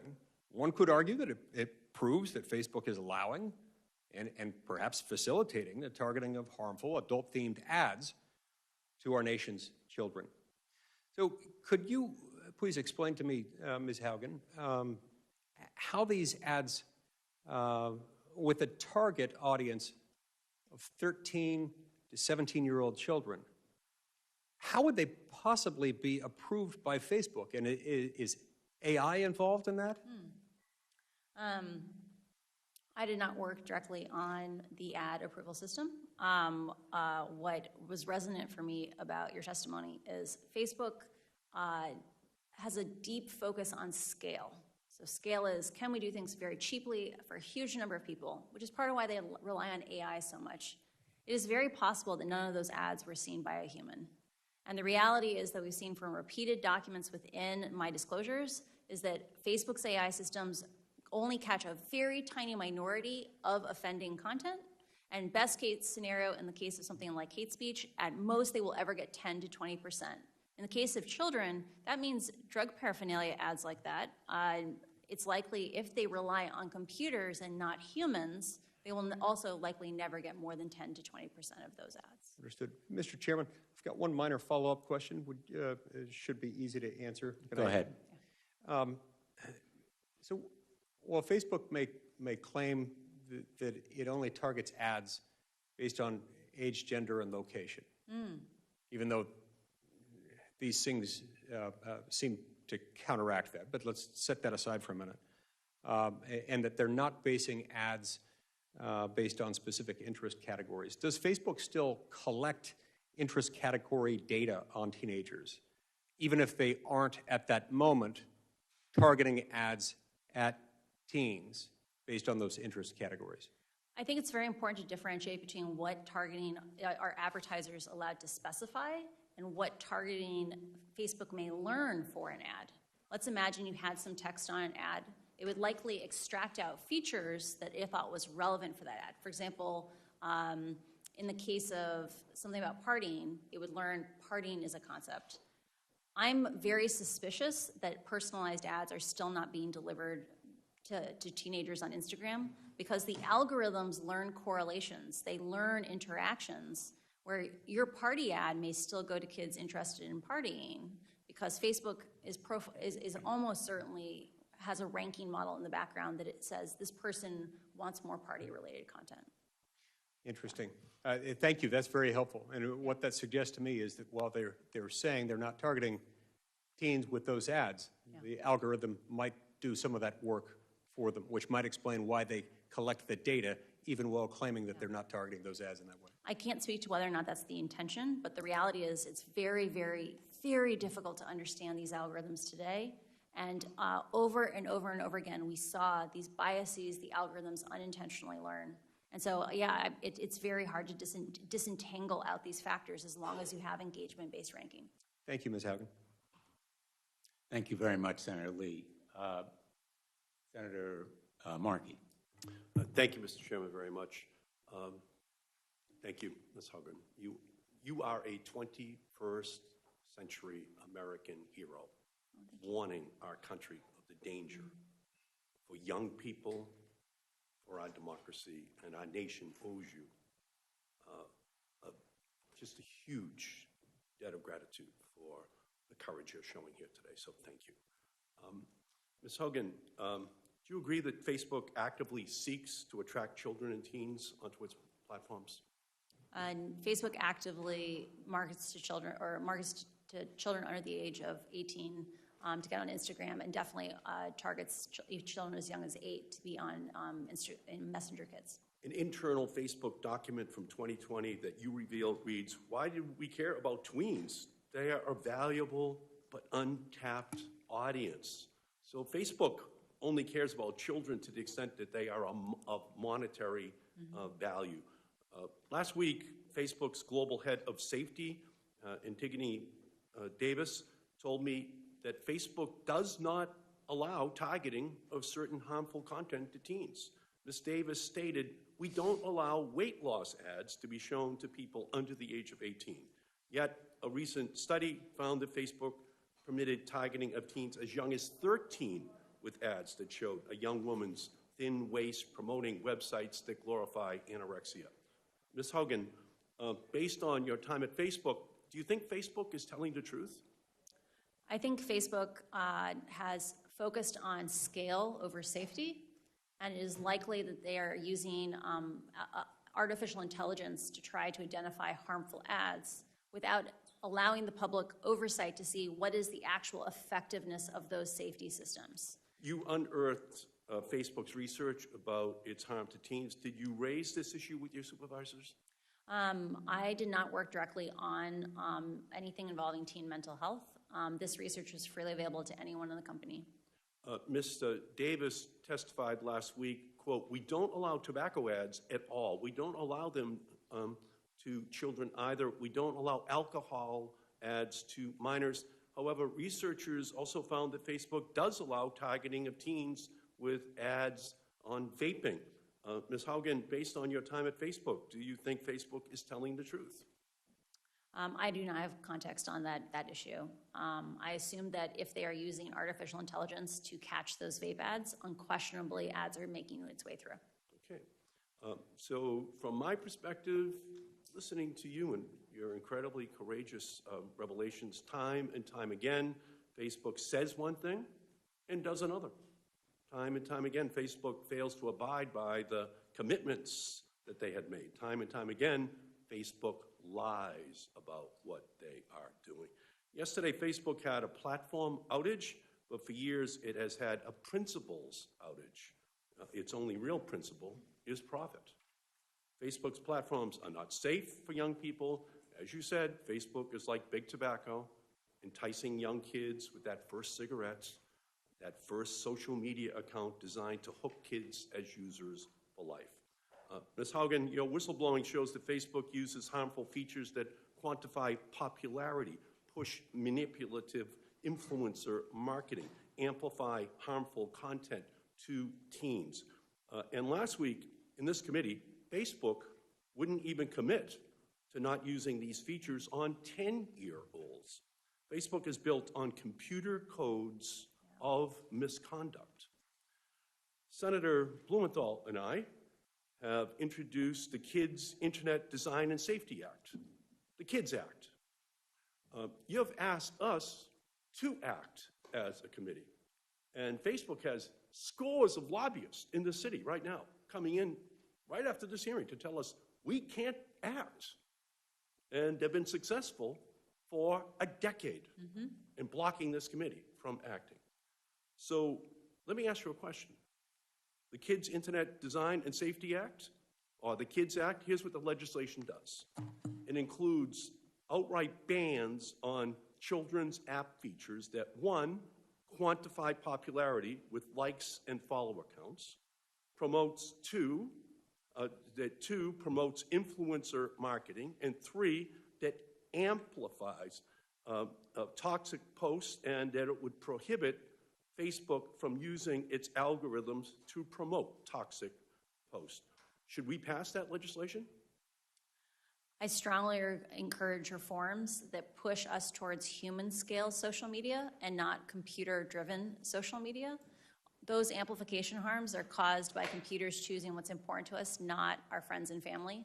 And I encourage any system that children are exposed to not use amplification systems. So you agree that Congress has to enact these special protections for children and teens that stop social media companies from manipulating young users and threatening their well-being, to stop using its algorithm to harm kids. You agree with that?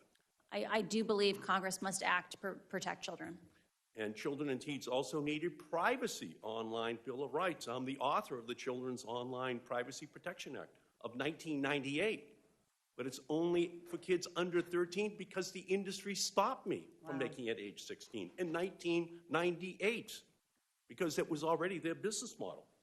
But we need to update that law for the 21st century.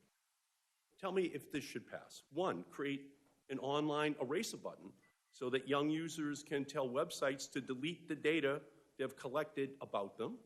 Two, give young teens under the age of 16 and their parents control of their information. And three, ban targeted ads to children. I support all those actions. Thank you.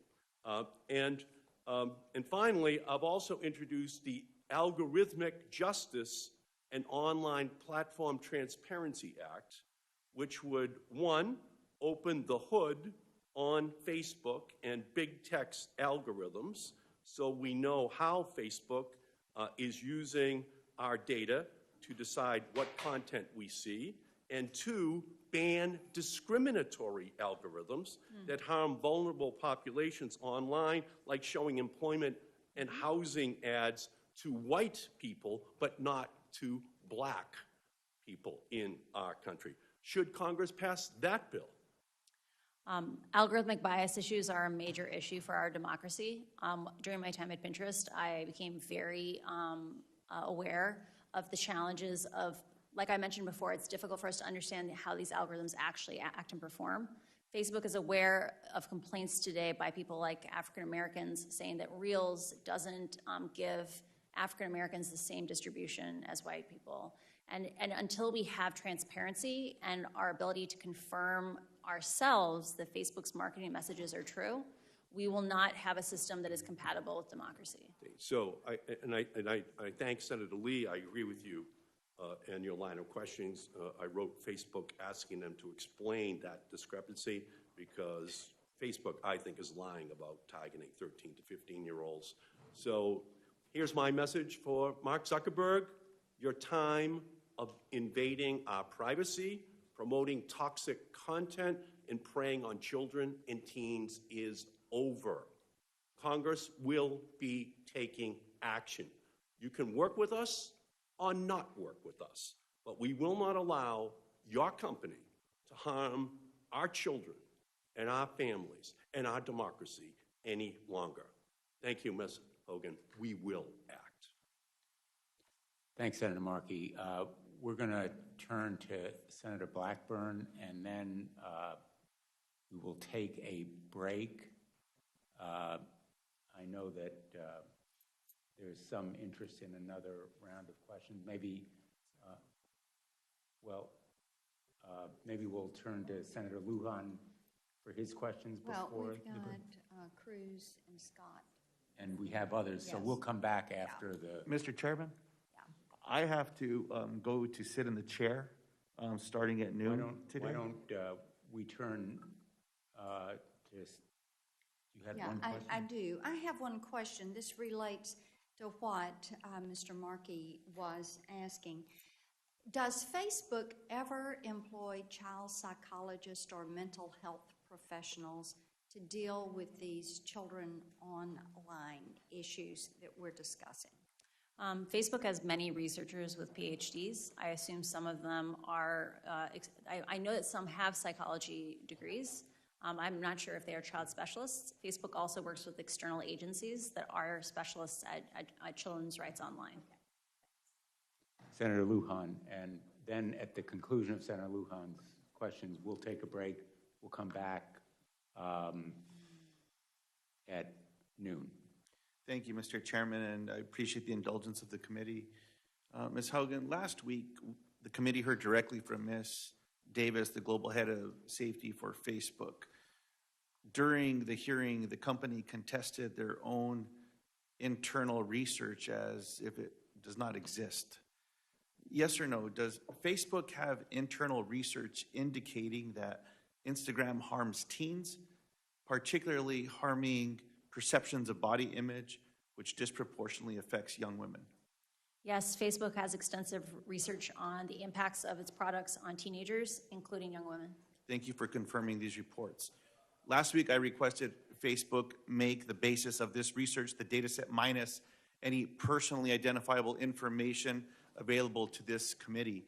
Do you believe it is important for transparency and safety that Facebook release the basis of this internal research, the core data set, to allow for independent analysis? I believe it is vitally important for our democracy that we establish mechanisms where Facebook's internal research must be disclosed to the public on a regular basis, and that we need to have privacy-sensitive data sets that allow independent researchers to confirm whether or not Facebook's marketing messages are actually true. Beyond this particular research, should Facebook make its internal primary research not just secondary slide decks of cherry-picked data, but the underlying data public by default? Can this be done in a way that respects user privacy? I believe in collaboration with academics and other researchers that we can develop privacy-conscious ways of exposing radically more data that is available today. It is important for our ability to understand how algorithms work, how Facebook shapes the information we get to see, that we have these data sets be publicly available for scrutiny. Is Facebook capable of making the right decision here on its own, or is regulation needed to create real transparency at Facebook? Until incentives change at Facebook, we should not expect Facebook to change. We need action from Congress. Last week, I asked Ms. Davis about shadow profiles for children on the site, and she answered that no data is ever collected on children under 13 because they are not allowed to make accounts. This tactfully ignores the issue. Facebook knows children use their platform. However, instead of seeing this as a problem to be solved, Facebook views this as a business opportunity. Yes or no, does Facebook conduct research on children under 13, examining the business opportunities of connecting these young children to Facebook's products? I want to emphasize how vital it is that Facebook should have to publish the mechanisms by which it tries to detect these children, because they are on the platform in far greater numbers than anyone is aware. I do believe that, or I am aware that Facebook is doing research on children under the age of 13, and those studies are included in my disclosure. You have shared your concerns about how senior management at Facebook has continuously prioritized revenue over potential user harm and safety. And I have a few questions on Facebook's decision-making. Last week, I asked Ms. Davis, quote, has Facebook ever found a change to its platform would potentially inflict harm on users, but Facebook moved forward because the change would also grow users or increase revenue? Ms. Davis said in response, quote, it's not been my experience at all at Facebook. That's just not how we would approach it. Yes or no, has Facebook ever found a feature on its platform harmed its users, but the feature moved forward because it would also grow users or increase revenue? Facebook likes to paint that these issues are really complicated. There are lots of simple issues. For example, requiring someone to click through on a link before you reshare it.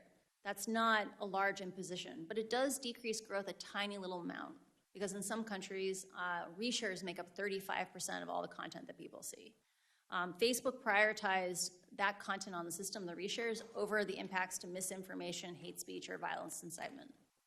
Did these decisions ever come from Mark Zuckerberg directly or from other senior management at Facebook? We have a few choice documents that contain notes from briefings with Mark Zuckerberg, where he chose metrics defined by Facebook, like meaningful social interactions, over changes that would have significantly decreased misinformation, hate speech, and other inciting content. And this is the reference you shared earlier to Ms. Cantwell, April of 2020. Yeah. The soft interventions. Facebook appeared to be able to count on the silence of its workforce for a long time, even as it knowingly continued practices and policies that continue to cause and amplify harm. Facebook content moderators have called out, quote, a culture of fear and secrecy within the company that prevented them from speaking out. Is there a culture of fear at Facebook around whistleblowing and external accountability? Facebook has a culture that emphasizes that insularity is the path forward, that if information is shared with the public, it will just be misunderstood. And I believe that relationship has to change. The only way that we will solve these problems is by solving them together, and we will have much better, more democratic solutions if we do it collaboratively than in isolation. And my final question, is there a senior level executive at Facebook, like an inspector general, who's responsible for ensuring complaints from Facebook employees are taken seriously and that employees' legal, ethical, and moral concerns receive consideration with the real possibility of instigating change to company policies? I'm not aware of that role, but the company is large and it may exist. I appreciate that. It's my understanding that there's a gentleman by the name of Roy Austin, who is the Vice President of Civil Rights, who's described himself as an Inspector General, but he does not have the authority to make these internal conflicts public. The Oversight Board was created by Facebook to review moderation policies related to public content specifically. It was not created to allow employees to raise concerns. Again, another area of interest I believe that we have to act on. I thank you for coming forward today. My pleasure. Happy to serve.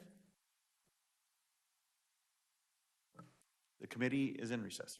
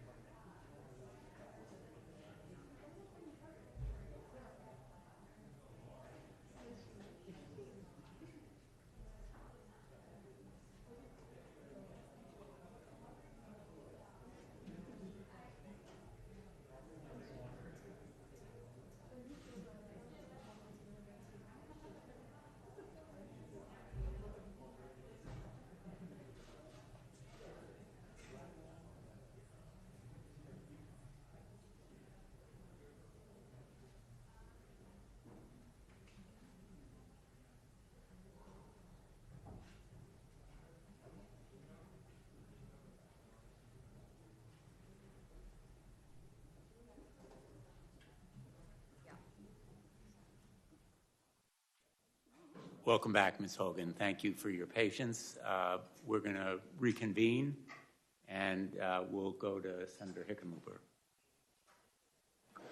Thank you, Mr. Chair. Thank you, Ms. Haugen, for your direct answers and for being willing to come out and, provide such clarity on so many of these issues. Obviously, Facebook can manipulate its algorithms to attract users. And I guess my question would be, do you feel, in your humble opinion, that, simply maximizing profits, no matter the societal impact, that is justified? And I think the question then would be, that's the short question, which I think I know the answer. What impact to Facebook's bottom line would it have if the algorithm was changed to promote safety and to, instead of, change to save the lives of young women rather than putting them at risk? I'm learning about the talk button. Facebook today has a profit, makes approximately $40 billion a year in profit. A lot of the changes that I'm talking about are not going to make Facebook an unprofitable company. It just won't be a ludicrously profitable company like it is today. Engagement-based ranking, which causes those amplification problems that leads young women from innocuous topics like healthy recipes to anorexia content. If it were removed, people would consume less content on Facebook, but Facebook would still be profitable. And so I encourage oversight and public scrutiny into how these algorithms work and the consequences of them.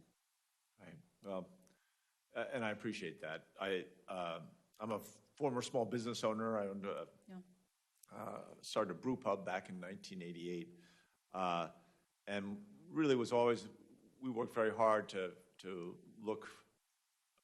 Again, we weren't doing investigations, but we were very sensitive to whether someone had too much to drink, whether we had a frequent customer who was frequently putting himself at risk and others. Obviously, I think the Facebook business model poses risk to youth and to teens. You compared it to cigarette companies, which I thought was rightfully so. I guess the question is this level of risk appropriate? Or is there a level of risk that would be appropriate? I think there is an opportunity to reframe some of these oversight actions. So when we think of them as these trade-offs of it's either profitability or safety, I think that's a false choice. And then in reality, the thing I'm asking for is a move from short-termism, which is what Facebook is run under today, right, is being led by metrics and not led by people. And that with appropriate oversight and some of these constraints, it's possible that Facebook could actually be a much more profitable company 5 or 10 years down the road because it wasn't as toxic. Not as many people quit it. But that's one of those counterfactuals that we can't actually test. So regulation might actually make Facebook more profitable over the long term. Right. That's often the case. I think the same could be said for automobiles and go down the list of all those things. Yeah. That there's so much pushback in the beginning.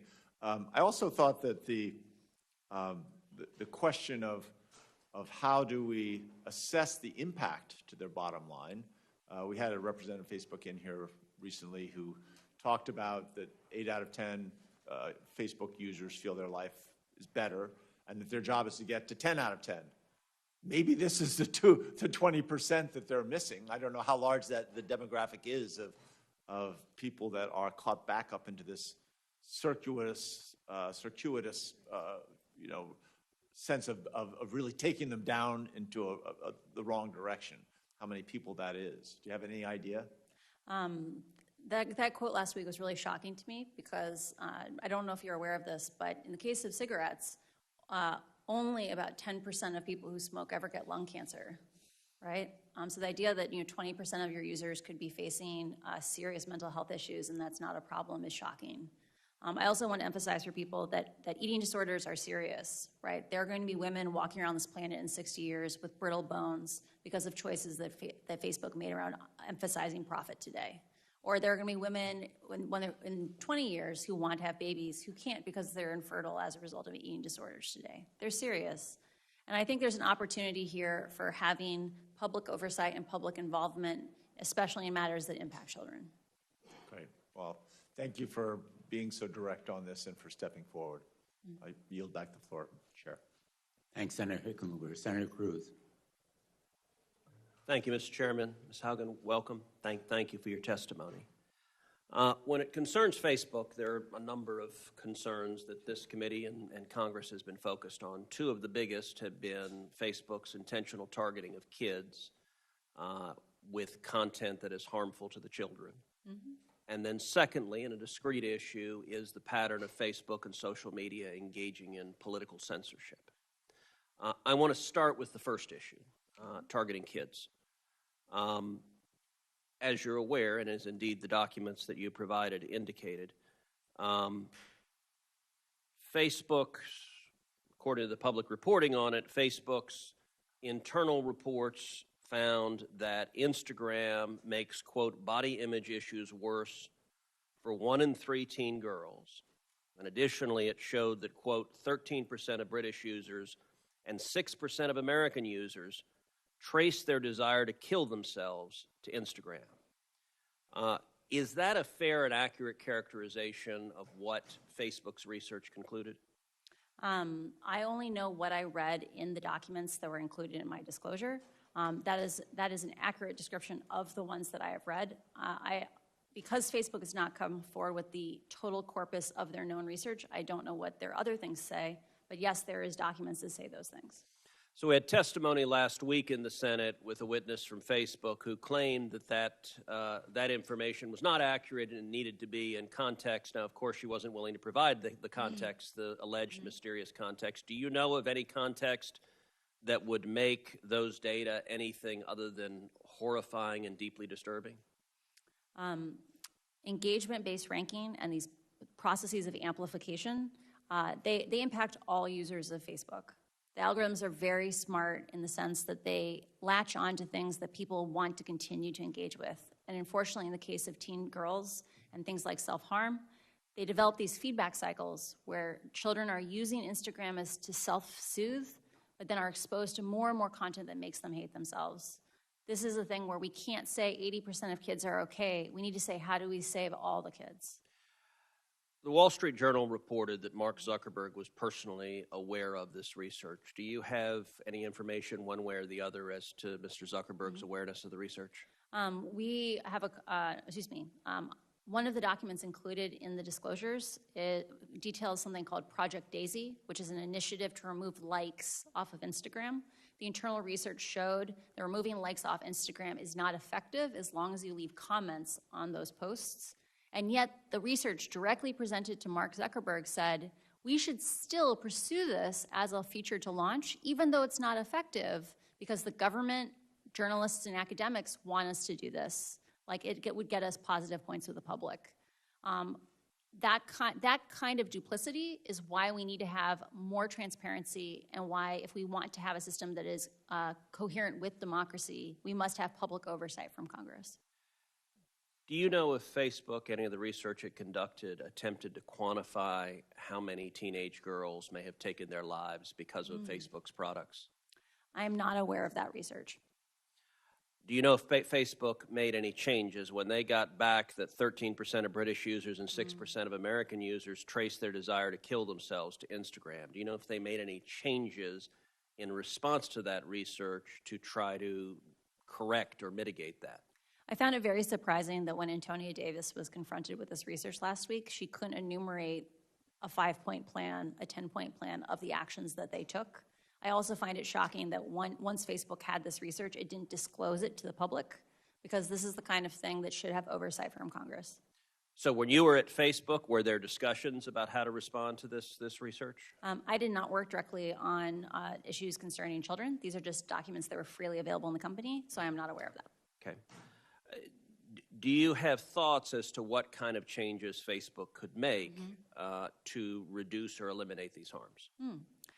You mentioned earlier concerns around free speech. A lot of the things that I advocate for are around changing the mechanisms of amplification, not around picking winners and losers in the marketplace of ideas.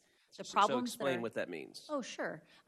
So like I mentioned before, you know, like how on Twitter, if you have to click through on a link before you reshare it, small actions like that friction don't require picking good ideas and bad ideas. They just make the platform less twitchy, less reactive. And Facebook's internal research says that each one of those small actions dramatically reduces misinformation, hate speech, and violence inciting content on the platform. So, and we're running out of time, but on the second major topic of concern of Facebook, which is censorship, based on what you've seen, are you concerned about political censorship at Facebook and in big tech? I believe you cannot have a system that has as big an impact on society as Facebook does today with as little transparency as it does.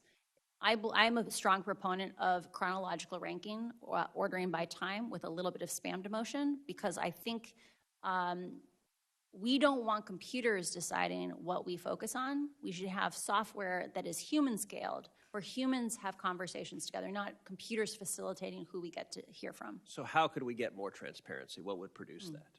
I strongly encourage the development of some kind of regulatory body that could work with academics, work with researchers, work with other government agencies to synthesize requests for data that are privacy conscious.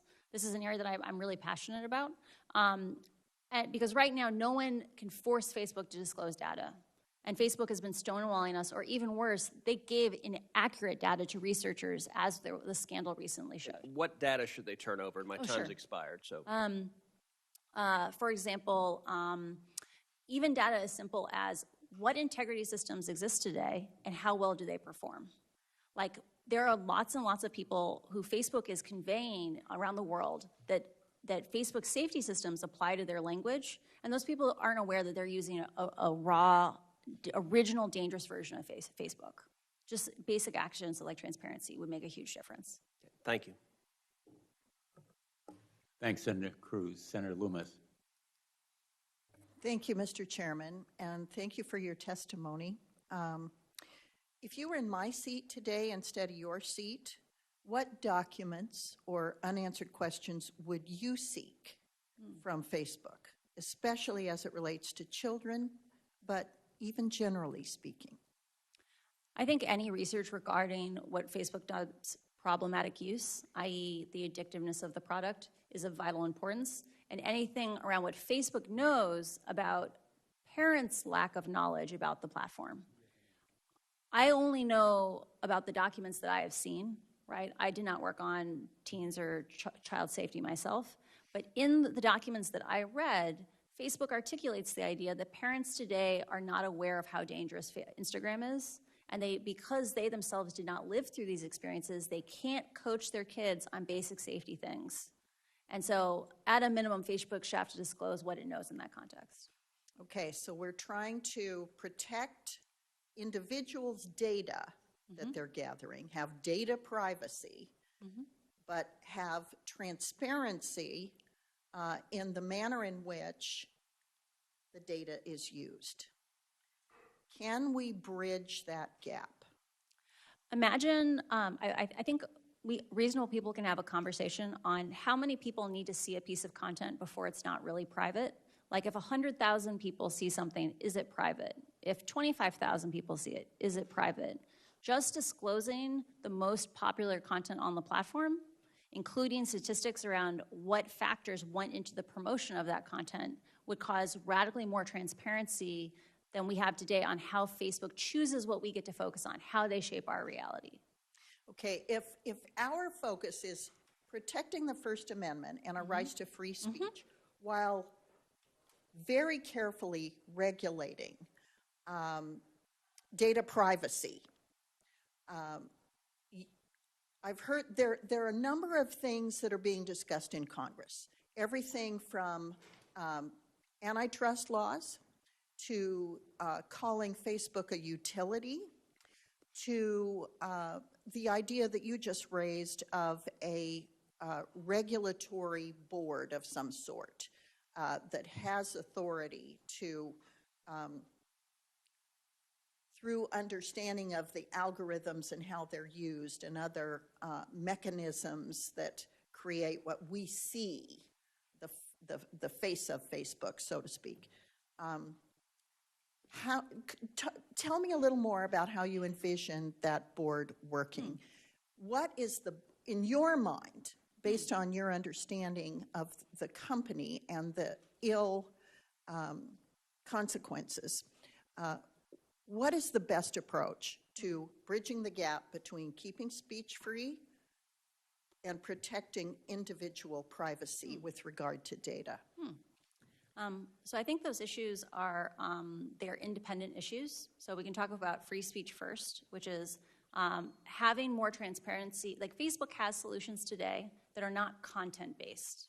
And I am a strong advocate for non-content-based solutions because those solutions will also then protect the most vulnerable people in the world. In a place like Ethiopia where they speak 6 languages, if you have something that focuses on good ideas and bad ideas, those systems don't work in diverse places. So investing in non-content-based ways to slow the platform down not only protects our freedom of speech, it protects people's lives. The second question is around privacy, and this question of how can we have oversight and have privacy. There is lots and lots of research on how to abstract data sets, so you're not showing people's names. You might not even be showing the content of their post. You might be showing data that is about the content of their post, but not the post itself. There are many ways to structure these data sets that are privacy conscious, and the fact that Facebook has walled off the ability to see even basic things about how the platform performs, or in the case of their past academic research, releasing inaccurate data, or not being clear about how they pulled that data, is just part of a pattern of behavior of Facebook hiding behind walls and operating in the shadows. And they have far too much power in our society to be allowed to continue to operate that way. Well, I had heard you make the analogy earlier to the tobacco industry, and I think that that's an appropriate analogy. I really believe we're searching for the best way to address the problem. And I'm not sure that it is the heavy hands, like breaking up companies or calling them a utility, which is why your approach of integrating people who understand the math and the uses of the math with protecting privacy is intriguing to me. So the more information that you can provide to us about how that might work to actually address the problem, I think would be helpful. So in my case, this is an invitation to you to provide to my office or the committee information about how we can get at the root of the problem that you've identified and can document, and save people's privacy. So I extend that invitation to you, and I thank you for your testimony. Mr. Chairman, I yield back. Thanks, Senator Lummis. Senator Sullivan.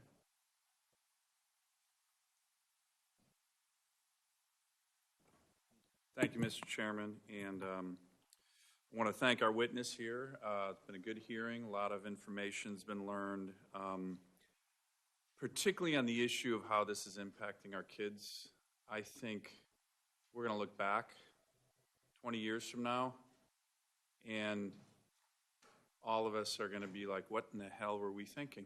When we recognize the damage that it's done to a generation of kids. Do you agree with that, Ms. Haugen?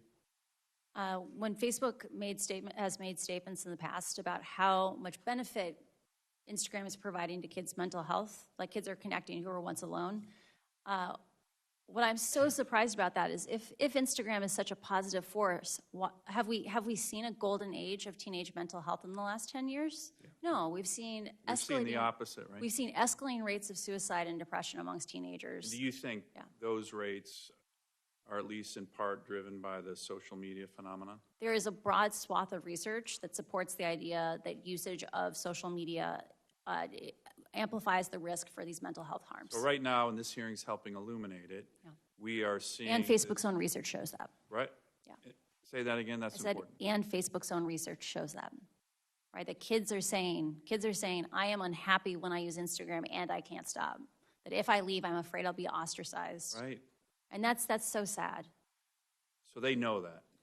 That's what their research shows. So what do you think drives them to, I had this discussion with the witness last week, and I said, well, you know, I think they called it their timeout or stop. I said, but isn't that incompatible with your business model? Because your business model is more time online, more eyeballs online. Isn't that the fundamental elements of their business model? Facebook has had both an interesting opportunity and a hard challenge from being a closed system. So they have had the opportunity to hide their problems. And like often people do when they can hide their problems, they get in over their heads. And I think Facebook needs an opportunity to have Congress step in and say, guess what? You don't have to struggle by yourself anymore. You don't have to hide these things from us. You don't have to pretend they're not problems. You can declare moral bankruptcy, and we can figure out how to fix these things together. Because we solve problems together, we don't solve them alone. And by moral bankruptcy, one of the things, and I appreciate the phrase that the chairman and you've been using, is one of those elements, which is they know this is a problem. They know it's actually impacting negatively the mental health of the most precious assets we have in America, our youth, our kids. I have 3 daughters. They know that that is happening, and yet the moral bankruptcy, from your perspective, is the continuation of this simply because that's how they make money? I phrase it slightly differently. We have financial bankruptcy because we value people's lives more than we value money, right? The people get in over their heads, and they need a process where they admit they did something wrong, but we have a mechanism where we forgive them, and we have a way for them to move forward. Facebook is stuck in a feedback loop that they cannot get out of. They have been hiding this information because they feel trapped, right? Like they would have come forward if they had solutions to these things. They need to admit they did something wrong, and that they need help to solve these problems. And that's what moral bankruptcy is. Let me ask, I'm going to switch gears here, and this is, what's your current position right now in terms of its disinformation and counter-espionage? My last role at Facebook was in counter-espionage. I'm sorry, your last role, okay. Yeah. Mm-hmm. So one of the things, this is a very different topic, and I only got a minute or so left, but right now is Facebook, I know Facebook is not allowed in countries like China, but do they provide platforms for authoritarian or terrorist-based leaders like the Ayatollahs in Iran, that's the largest state sponsor of terrorism in the world, or the Taliban, or Xi Jinping, in my view, our biggest rival for this century, a communist party dictator who's trying to export his authoritarian model around the world. Do they provide a platform for those kind of leaders who, in my view, clearly don't hold America's interests in mind? Does Facebook provide that platform? During my time working with the Threat Intelligence Org, so I was a product manager supporting the counter-espionage team. My team directly worked on tracking Chinese participation on the platform, surveilling, say, Uyghur populations in places around the world, that you could actually find the Chinese based on them doing these kinds of things. So Facebook, I'm sorry. We also saw active participation of, say, the Iran government doing espionage on other state actors. So this is definitely a thing that is happening, and I believe Facebook's consistent understaffing of the counter-espionage, information operations, and counterterrorism teams is a national security issue, and I'm speaking to other parts of Congress about that. So you are saying, in essence, that the platform, whether Facebook knows it or not, is being utilized by some of our adversaries in a way that helps push and promote their interests at the expense of America's? Yes, Facebook's still very aware that this is happening on the platform. And I believe the fact that Congress doesn't get a report of exactly how many people are working on these things internally is unacceptable, because you have a right to keep the American people safe. Great. Thank you very much. Thanks, Senator Sullivan. You may have just opened an area for another hearing. Sorry. Yeah. Yeah, I have strong national security concerns about how Facebook operates today. Well, Mr. Chairman, maybe we should, right? I mean, it's a I'm not being at all facetious. Thank you for your questions on this topic, and I know you have a busy schedule, but we may want to discuss this issue with you, members of our committee, at least informally and if you'd be willing to come back for another hearing. That certainly is within the realm of possibility. I haven't consulted the ranking member, but or the chairwoman, but thank you for your honesty and your candor on that topic. Senator Scott. Thank you, Chairman. First off, thanks for coming forward, and thanks for coming forward in a manner that you want to have positive change. So that's not always what happens. Earlier this year, I sent a letter to Facebook and other social media platforms asking them to detail the harmful impacts, including effects on mental health, their platforms have on children and teens. So your reports reveal that Facebook has been fully aware of this for a while, and the harmful impacts, especially on young women. So I think we all agree that's completely unacceptable, and we've got to figure out how we protect the people that are vulnerable in this country from the harmful impacts of Facebook and other social media platforms. So first off, do you think there should be greater consideration for age when it comes to using any social media? I strongly encourage raising age limits to 16 or 18 years old based on looking at the data around problematic use or addiction on the platform and children's self-regulation issues. So I think you addressed this a little bit, but why do you think Facebook didn't address this publicly when they figured it out internally that they were having an adverse impact on young people, especially young women? Why didn't they come forward and say, we've got a problem, we've got to figure this out? I have a huge amount of empathy for Facebook. These are really, really hard questions. And part of why I was saying, I think they feel a little trapped and isolated is the problems that are driving negative social comparison on Instagram. Facebook's own research says Instagram is actually distinctly worse than, say, TikTok or Snapchat or Reddit because TikTok is about doing fun things with your friends. Snapchat is about faces and augmented reality. Reddit is vaguely about ideas, but Instagram is about bodies and about comparing lifestyles. And so I think there are real questions where like Instagram would have to come in and think hard about their product or about like what is their product about. And I don't think those answers are immediately obvious. But that's why I believe we need to solve problems together and not alone, because collaborating with the public will give us better solutions. So do you think Facebook was trying to mitigate the problem?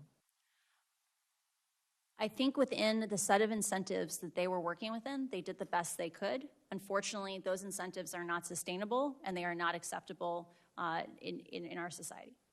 Do you think Facebook and other social media platforms ought to be required to report any harmful effects they have on young people? One of the things that I found very interesting after the report in the Wall Street Journal on teen mental health was that a former executive at the company said Facebook needs to be able to have private research. And the part that I was offended by this was Facebook has had some of this research on the negative effects of Instagram on teenagers for years. I strongly support the idea that Facebook should have a year, maybe 18 months to have private research, but given that they are the only people in the world who can do this kind of research, that the public never gets to do it, they shouldn't be allowed to keep secrets when people's lives are on the line.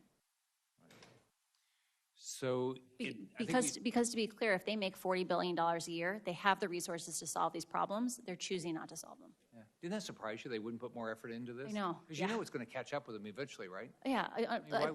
Like I mentioned earlier to Senator Hickenlooper, right?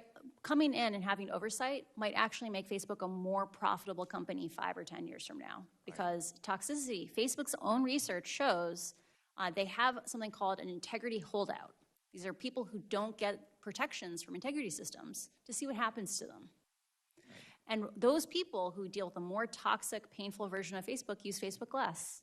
And so one could reason a kinder, friendlier, more collaborative Facebook might actually have more users 5 years from now. So it's in everyone's interest. Do you think, I've got a bill, and there's a lot of bills that I think we've all talked about, but mine is called the Data Act. It's going to require express consent from users for large platforms to use algorithms on somebody. You agree with that? Shouldn't we consent before they get to take everything about us and go sell it? Pick how they send things to us?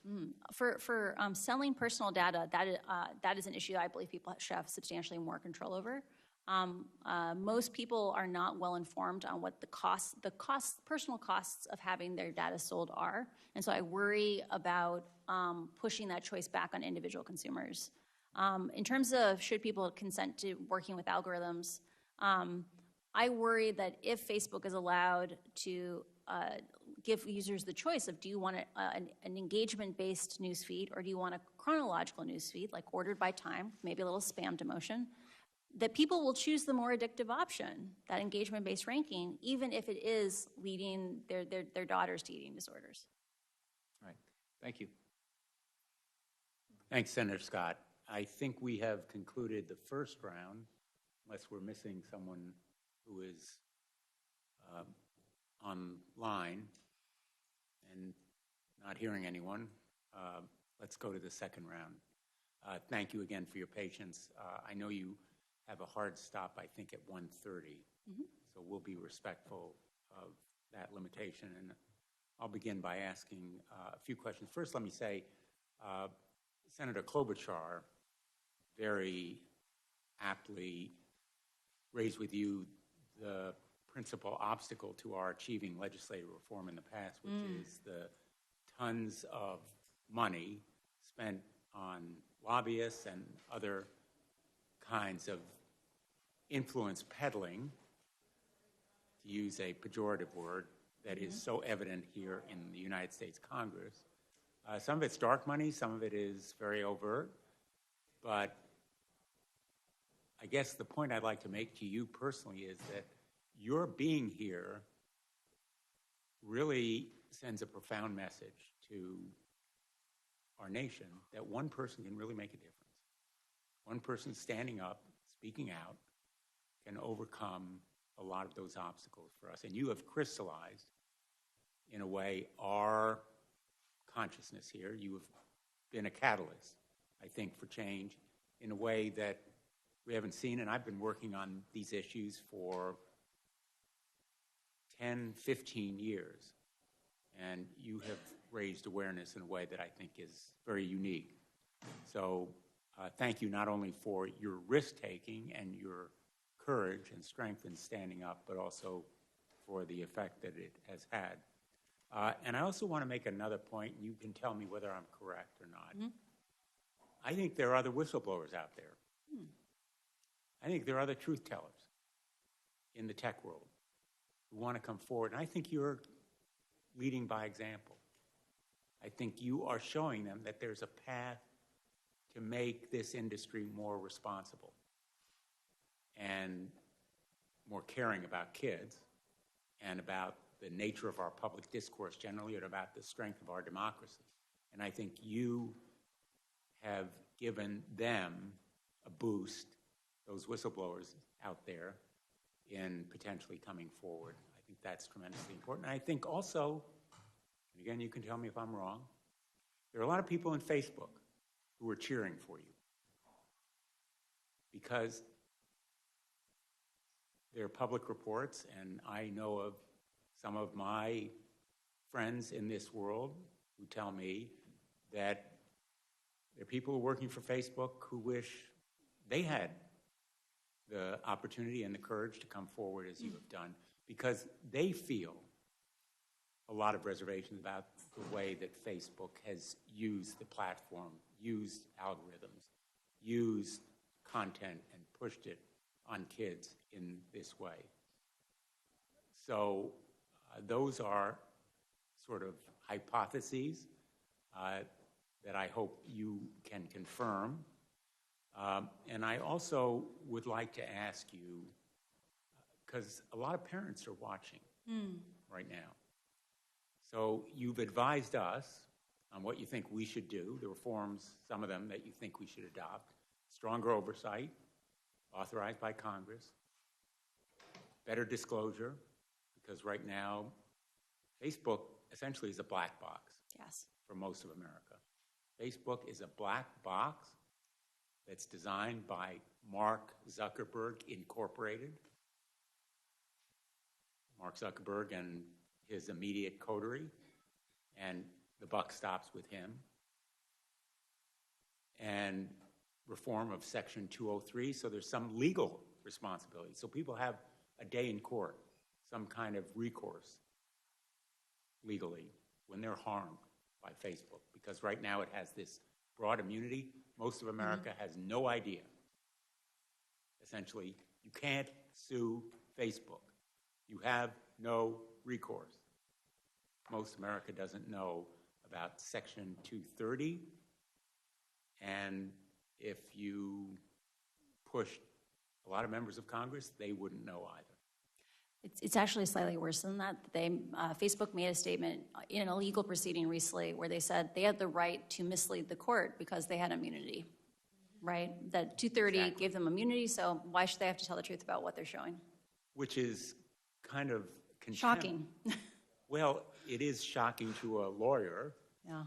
Which some of us are. It's also utter disregard and contempt for the rule of law and for the very legal structure that gives them that kind of protection. So it's kind of a new low in corporate conduct, at least in court.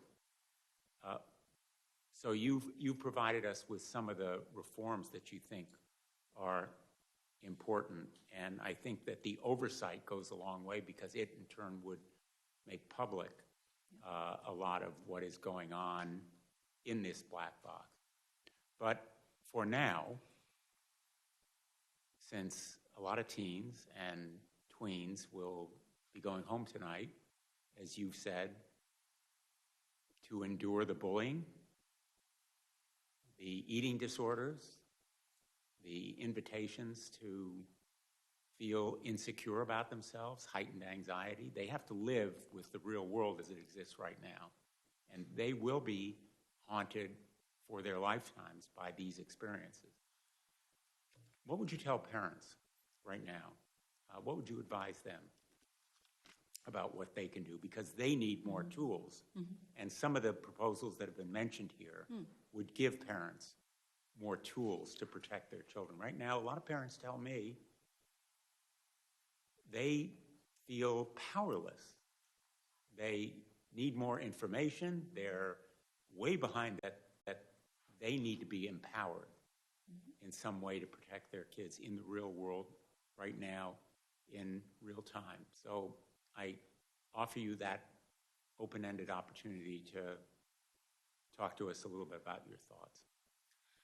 Very rarely do you have one of these generational shifts where the generation that leads, like parents who guide their children, have such a different set of experiences that they don't have the context to support their children in a safe way. There is an active need for schools or maybe the National Institutes of Health to make established information where if parents want to learn on how they can support their kids, it should be easy for them to know what is constructive and not constructive.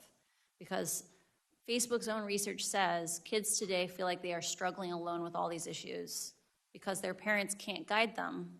And one of the things I'm saddest when I look on Twitter is when people blame the parents for these problems with Facebook. They say, just take your kid's phone away. And the reality is those issues are a lot more complicated than that. And so we need to support parents because right now, if Facebook won't protect the kids, we at least need to help the parents to protect the kids. If parents are anguished. They are.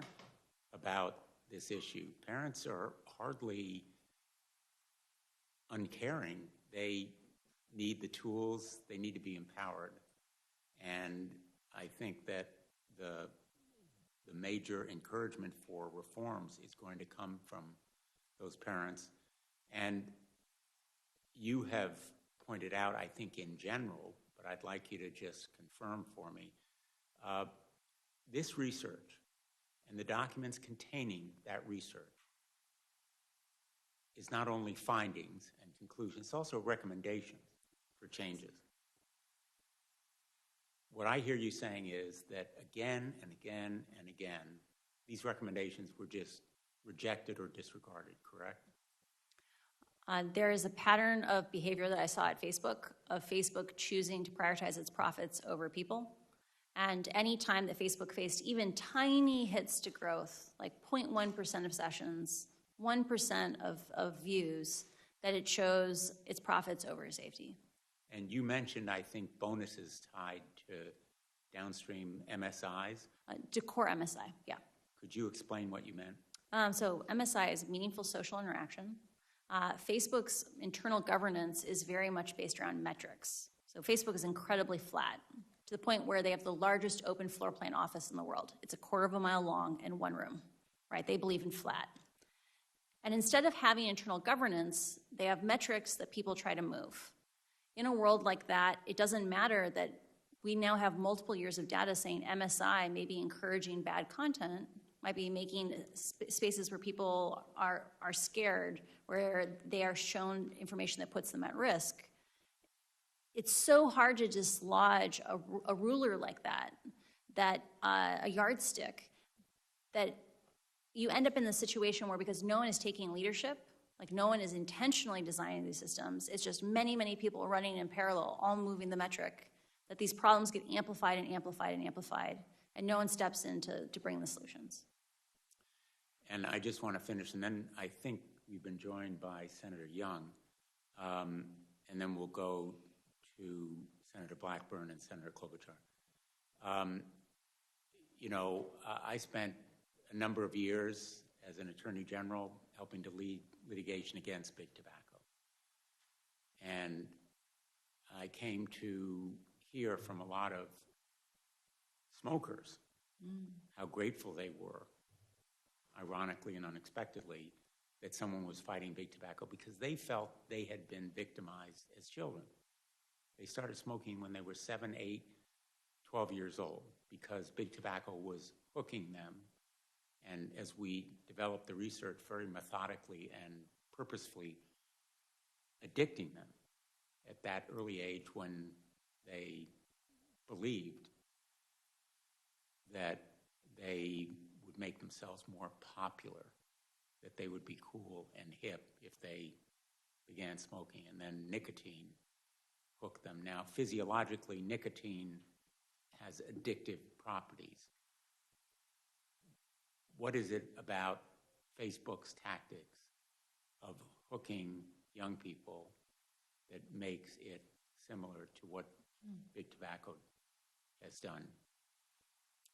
Facebook's own research about Instagram contains quotes from kids saying, I feel bad when I use Instagram, but I also feel like I can't stop, right? I know that the more time I spend on this, the worse I feel, but like I just can't, like that they want the next click, they want the next like, the dopamine, the little hits all the time. And I feel a lot of pain for those kids, right? Like they say they fear being ostracized if they step away from the platform. So imagine you're in this situation, you're in this relationship where every time you open the app, it makes you feel worse, but you also fear isolation if you don't. I think there's a huge opportunity here to make social media that makes kids feel good, not feel bad, and that we have an obligation to our youth to make sure that they're safe online. Thank you. Senator Young?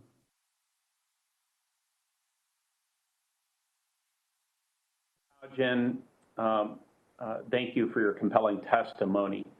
In that testimony, you discuss how Facebook generates self-harm and self-hate, especially among vulnerable groups like teenage girls.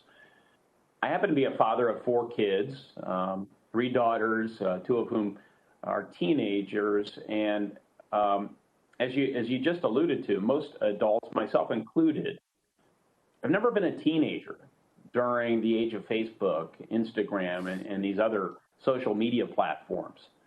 And therefore, I think it can be really hard for many of us to fully appreciate the impact that certain posts may have, including, I would add, on a teen's mental health. So can you discuss the short and long-term consequences of body image issues on these platforms, please? The patterns that children establish in their teenage years live with them for the rest of their lives. The way they conceptualize who they are, how they conceptualize how they interact with other people, are patterns and habits that they will take with them as they become adults, as they themselves raise children. I'm very scared about the upcoming generation, because when you and I interact in person and I say something mean to you and I see you wince or I see you cry, that makes me less likely to do it the next time. right? That's a feedback cycle. Online kids don't get those cues, and they learn to be incredibly cruel to each other, and they normalize it. And I'm scared of what will their lives look like where they grow up with the idea that it's okay to be treated badly by people who allegedly care about them. That's a scary future. Very scary future. And I see some evidence of that as to so many parents on a regular basis. Are there other specific issues of significant consequence that the general public may not be fully aware of that are impacting vulnerable groups that you'd just like to elevate during this testimony? One of the things that's hard for people who don't look at the data of social networks every day, it can be hard to conceptualize the distribution patterns of harms or just of usage. That there are these things called power laws. It means that a small number of users are extremely intensely engaged on any given topic, and most people are just lightly engaged. When you look at things like misinformation, Facebook knows that the people who are exposed to the most misinformation are people who are recently widowed, divorced, moved to a new city, are isolated in some other way. When I worked on civic misinformation, we discussed the idea of the misinformation burden.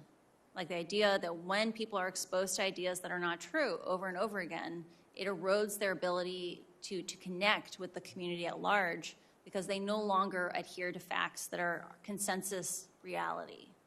The fact that Facebook knows that its most vulnerable users, people who were recently widowed, like that they're isolated, that the systems that are meant to keep them safe, like demoting misinformation, stop working when people look at 2,000 posts a day, right? And it breaks my heart, the idea that these rabbit holes would suck people down and then make it hard to connect with others. So, Ms. Haugen, I desperately want to, which is the American impulse, I want to solve this problem. And I very much believe that Congress not only has a role, but has a responsibility to figure this out. I don't pretend to have all the answers. I would value your opinion, though, as to whether you believe that breaking up Facebook would solve any of the problems that you've discussed today. Do you think it would? So as an algorithmic specialist, so this is someone who designs algorithmic experiences, I'm actually against the breaking up of Facebook because even looking inside of just Facebook itself, so not even Facebook and Instagram, you see the problems of engagement-based ranking repeat themselves. So the problems here are about the design of algorithms of AI and the idea that AI is not intelligent. And if you break up Instagram and Facebook from each other, it's likely, so I used to work on Pinterest. And a thing that we faced from a business model perspective was that advertisers didn't want to learn multiple advertising platforms.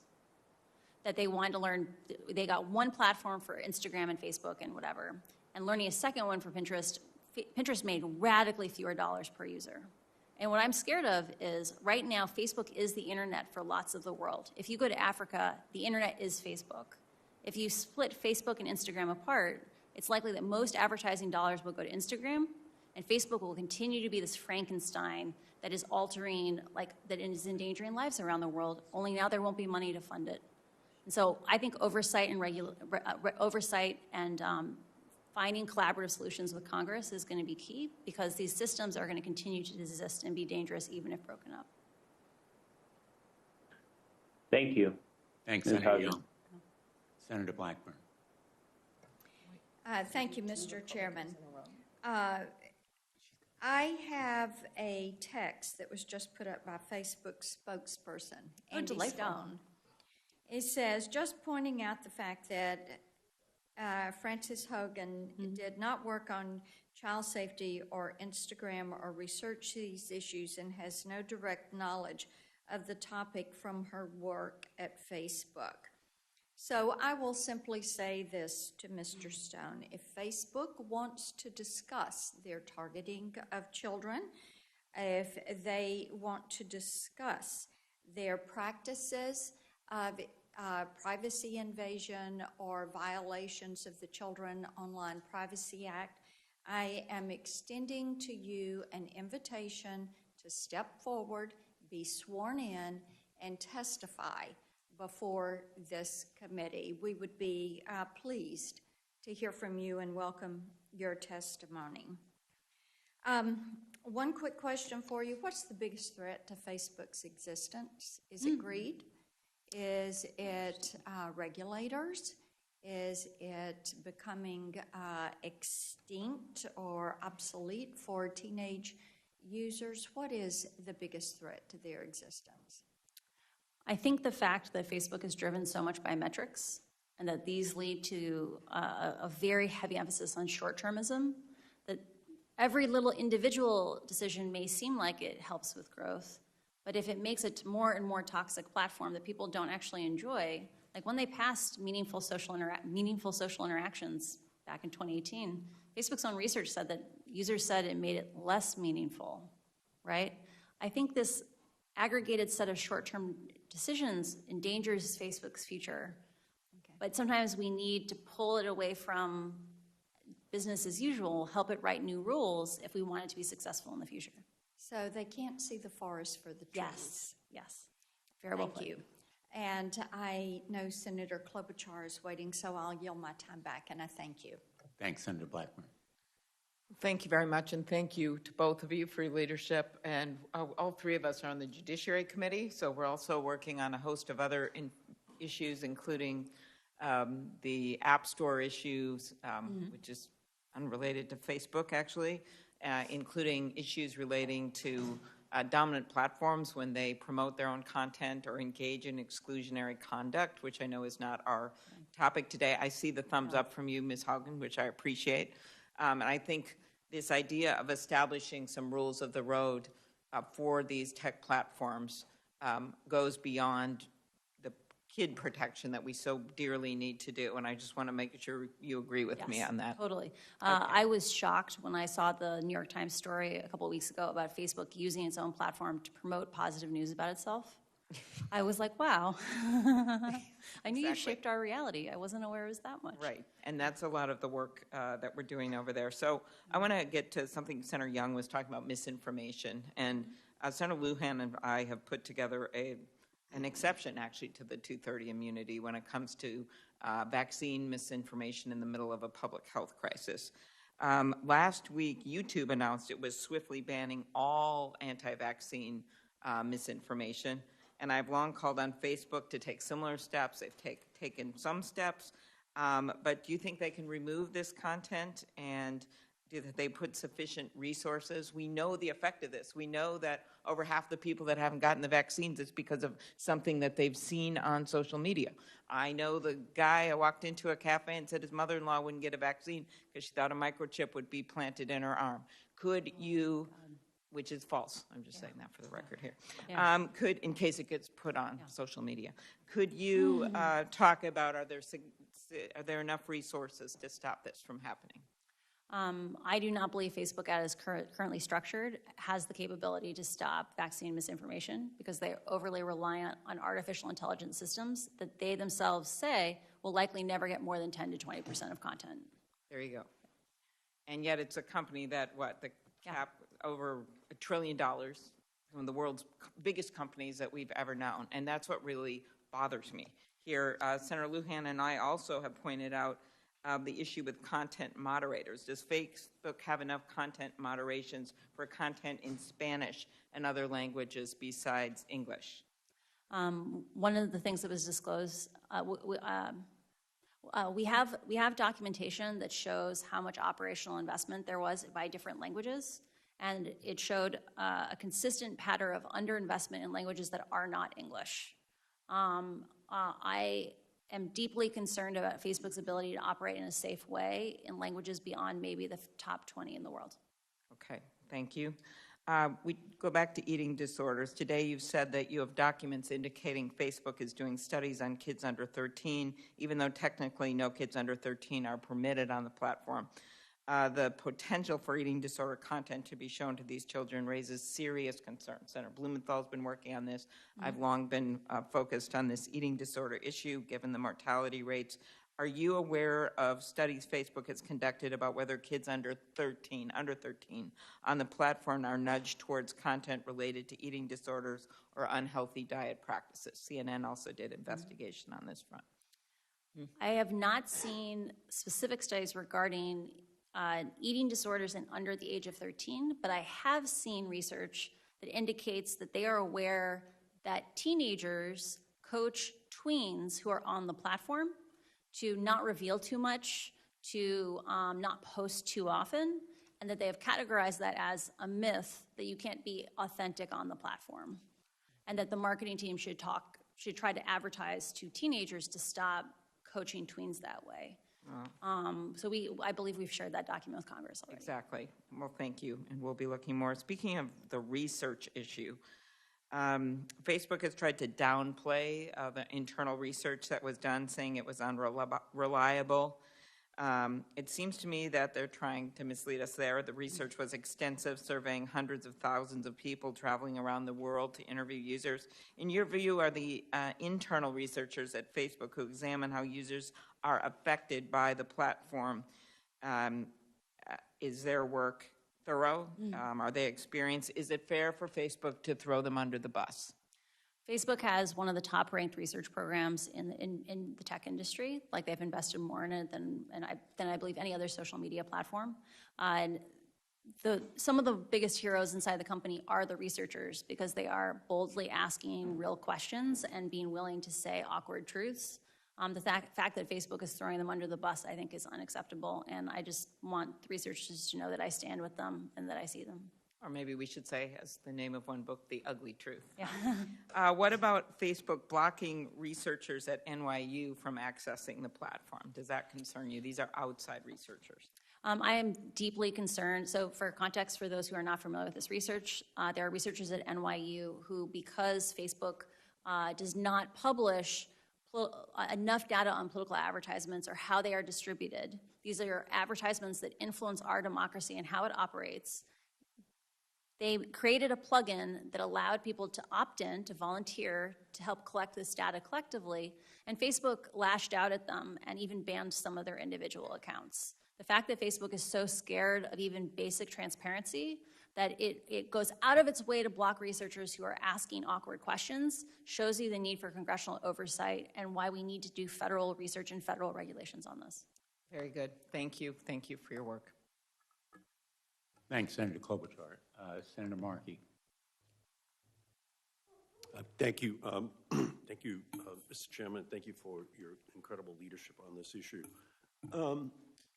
As early as 2012, Facebook has wanted to allow children under the age of 12 to use its platform.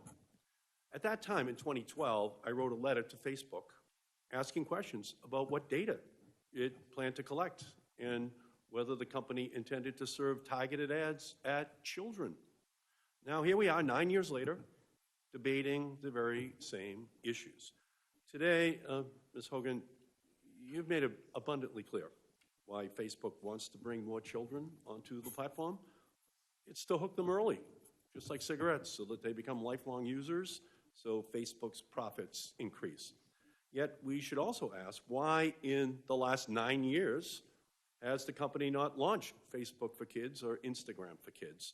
After all, from the testimony here today, Facebook appears to act without regard to any moral code or any conscience, or instead puts profit above people, profit above all else.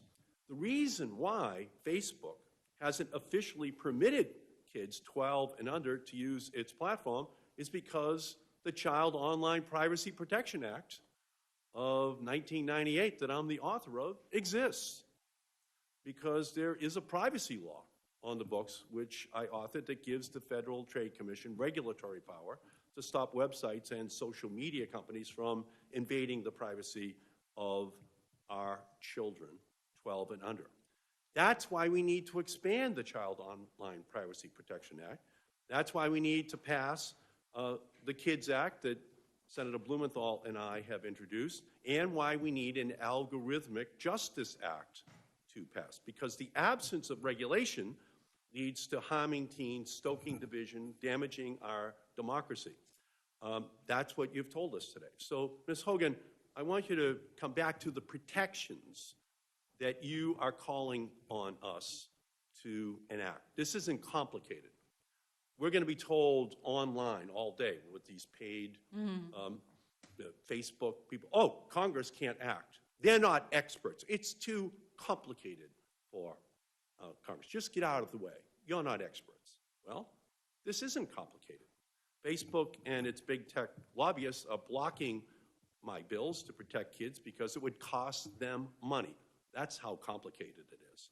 So let's start with the Kids Act that Senator Blumenthal and I that would ban influencer marketing to kids. Today's popular influencers peddle products while they flaunt their lavish lifestyles to young users. Can you explain how allowing influencer marketing to teens and children makes Facebook more money?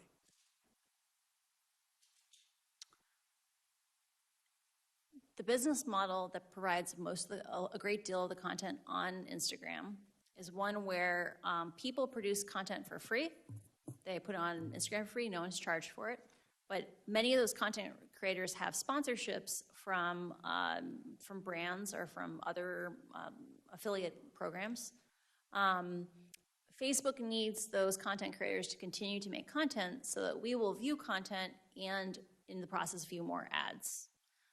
Facebook provides tools to support influencers who do influencer marketing because it gives them the supply of content that allows them to keep people on the platform, viewing more ads, making more money for them. Yeah, so I am actually the author of the 1990 Children's Television Act. What does that do? Well, it says to all the television networks in America, stop preying upon children. Stop using all of your power in order to try to get young children in our country hooked on the products that are going to be sold. We had to pass a law that banned television stations from doing this.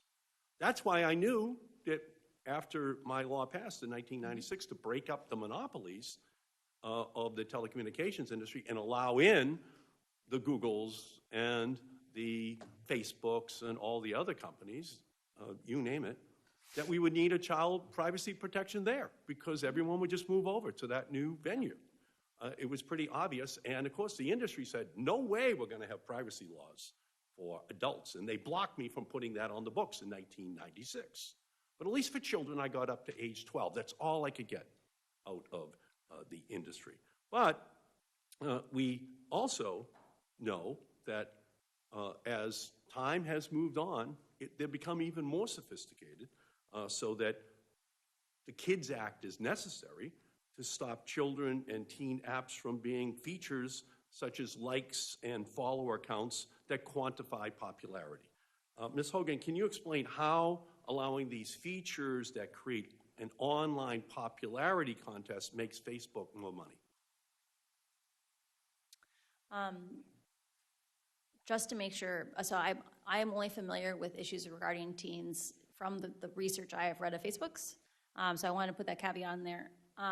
The research I have seen with regard to quantifiable popularity is that as long as comments are allowed, so this is not a quantitative thing, this is just comments, as long as comments are still on posts on Instagram, just taking likes off Instagram doesn't fix the social comparison problem. That, you know, teenage girls are smart. They see that Sally is prettier than them. Her pictures are really good. She gets tons of comments. They don't get very many comments, right? And so I do think we need larger interventions than just removing quantitative measures. Facebook has a product that is very attractive. The reason why they have the study of problematic use is because it is kind of addictive. And those kinds of things, like having lots of little feedback loops, keeps kids engaged. And like I mentioned earlier, part of why Facebook switched over to meaningful social interactions was it found that if you got more likes, more comments, more reshares, you produced more content. And so having those systems of little rewards makes people produce more content, which means we view more content and we view more ads, which makes them more money. Okay, and the Kids Act that Senator Blumenthal and I are advocating for also prohibits amplification of dangerous and violent content to children and teens. Can you explain how algorithms pushing that dangerous content makes Facebook more money? I don't think Facebook ever set out to intentionally promote divisive, extreme, polarizing content. I do think, though, that they are aware of the side effects of the choices they have made around amplification, and they know that algorithmic-based ranking, so engagement-based ranking, keeps you on their sites longer. You have longer sessions, you show up more often, and that makes them more money. So do you believe we have to ban all features that quantify popularity as a starting point in legislation? As I covered before, the internal research I've seen is that removing things like likes alone, if you don't remove things like comments, doesn't have a huge impact on social comparison. So I do believe we need to have a more integrated solution for these issues. Should we ban targeted advertisements to children? I strongly encourage banning targeted advertisements to children. And we need to have oversight in terms of, I think the algorithms will likely still learn the interests of kids and match ads to those kids, even if the advertiser can't articulate, I want to target on this interest. Right. How much money does Facebook make from targeting children? I don't know what fraction of their revenue comes from children. Okay, so ultimately children are not commodities. No. They've always been given, historically, special protections. That's what the Children's Television Act of 1990 is all about. They've always been given this special safety zone so that children can grow up without being preyed upon by marketers. When I was a boy, and the salesman would knock on the front door, my mother would just say, "Tell him I'm not home. That man is not getting into our living room." Well, I would say to my mother, "But you are home." "Not to him," she would say. Well, we need to give parents the ability just to say, no one's home for you and your company and your attempts to prey upon children, to get into our living room. That's our moment in history. We have to make sure that we respond to the challenge. Thank you, Mr. Chairman. Thank you, Senator Markey, and my thanks to Senator Markey for his leadership over many years on protecting children. As you've heard, he was a champion in the House of Representatives before coming here, but well before I was in the United States Senate, but around the time I was elected Attorney General. I've been very pleased and honored to work with him on legislation now going forward, and I join him in thanking you. I have just a few concluding questions, and I seem to be the last one left standing here, so the good news is I don't think we'll have others. But as you may know, you do know, my office created an Instagram user identified as a 13-year-old girl. She followed a few easily identifiable accounts on weight loss, dieting, eating disorders, and she was deluged, literally, within a day of content pushed to her by algorithms that, in effect, promoted self-injury and eating disorders. Are you surprised by that fact? I'm not surprised by that fact. Facebook has internal research where they have done even more gentle versions of that experiment, where they have started from things like interest in healthy recipes, so not even extreme dieting. And because of the nature of engagement-based ranking and amplification of interests, that imaginary user was pushed, or that real account was pushed towards extreme dieting and pro-anorexia content very rapidly. And that's the algorithm. That's the algorithm. That algorithm could be changed. The algorithm definitely could be changed. I have firsthand experience from having worked at Pinterest. Pinterest used to be an application that was heavily based just on you follow certain people's pins, and those are put into your feed. And over time, it grew to be much, much more heavily based on recommendations, that the algorithm would figure out, what are you interested in? You can have wonderful experiences that are based on human interactions. So these are human scale technologies, not computers choosing what we focus on. So the average parent listening here, worried about their daughter or son being deluged with these kinds of content, would want that kind of algorithm changed, I would think, and would welcome the oversight that you're recommending. I believe parents deserve more options and more choices. And today they don't know even what they could be asking for. I just received by text, literally about 15 minutes ago, a message from someone in Connecticut. And I'm going to read it to you. It's from a dad.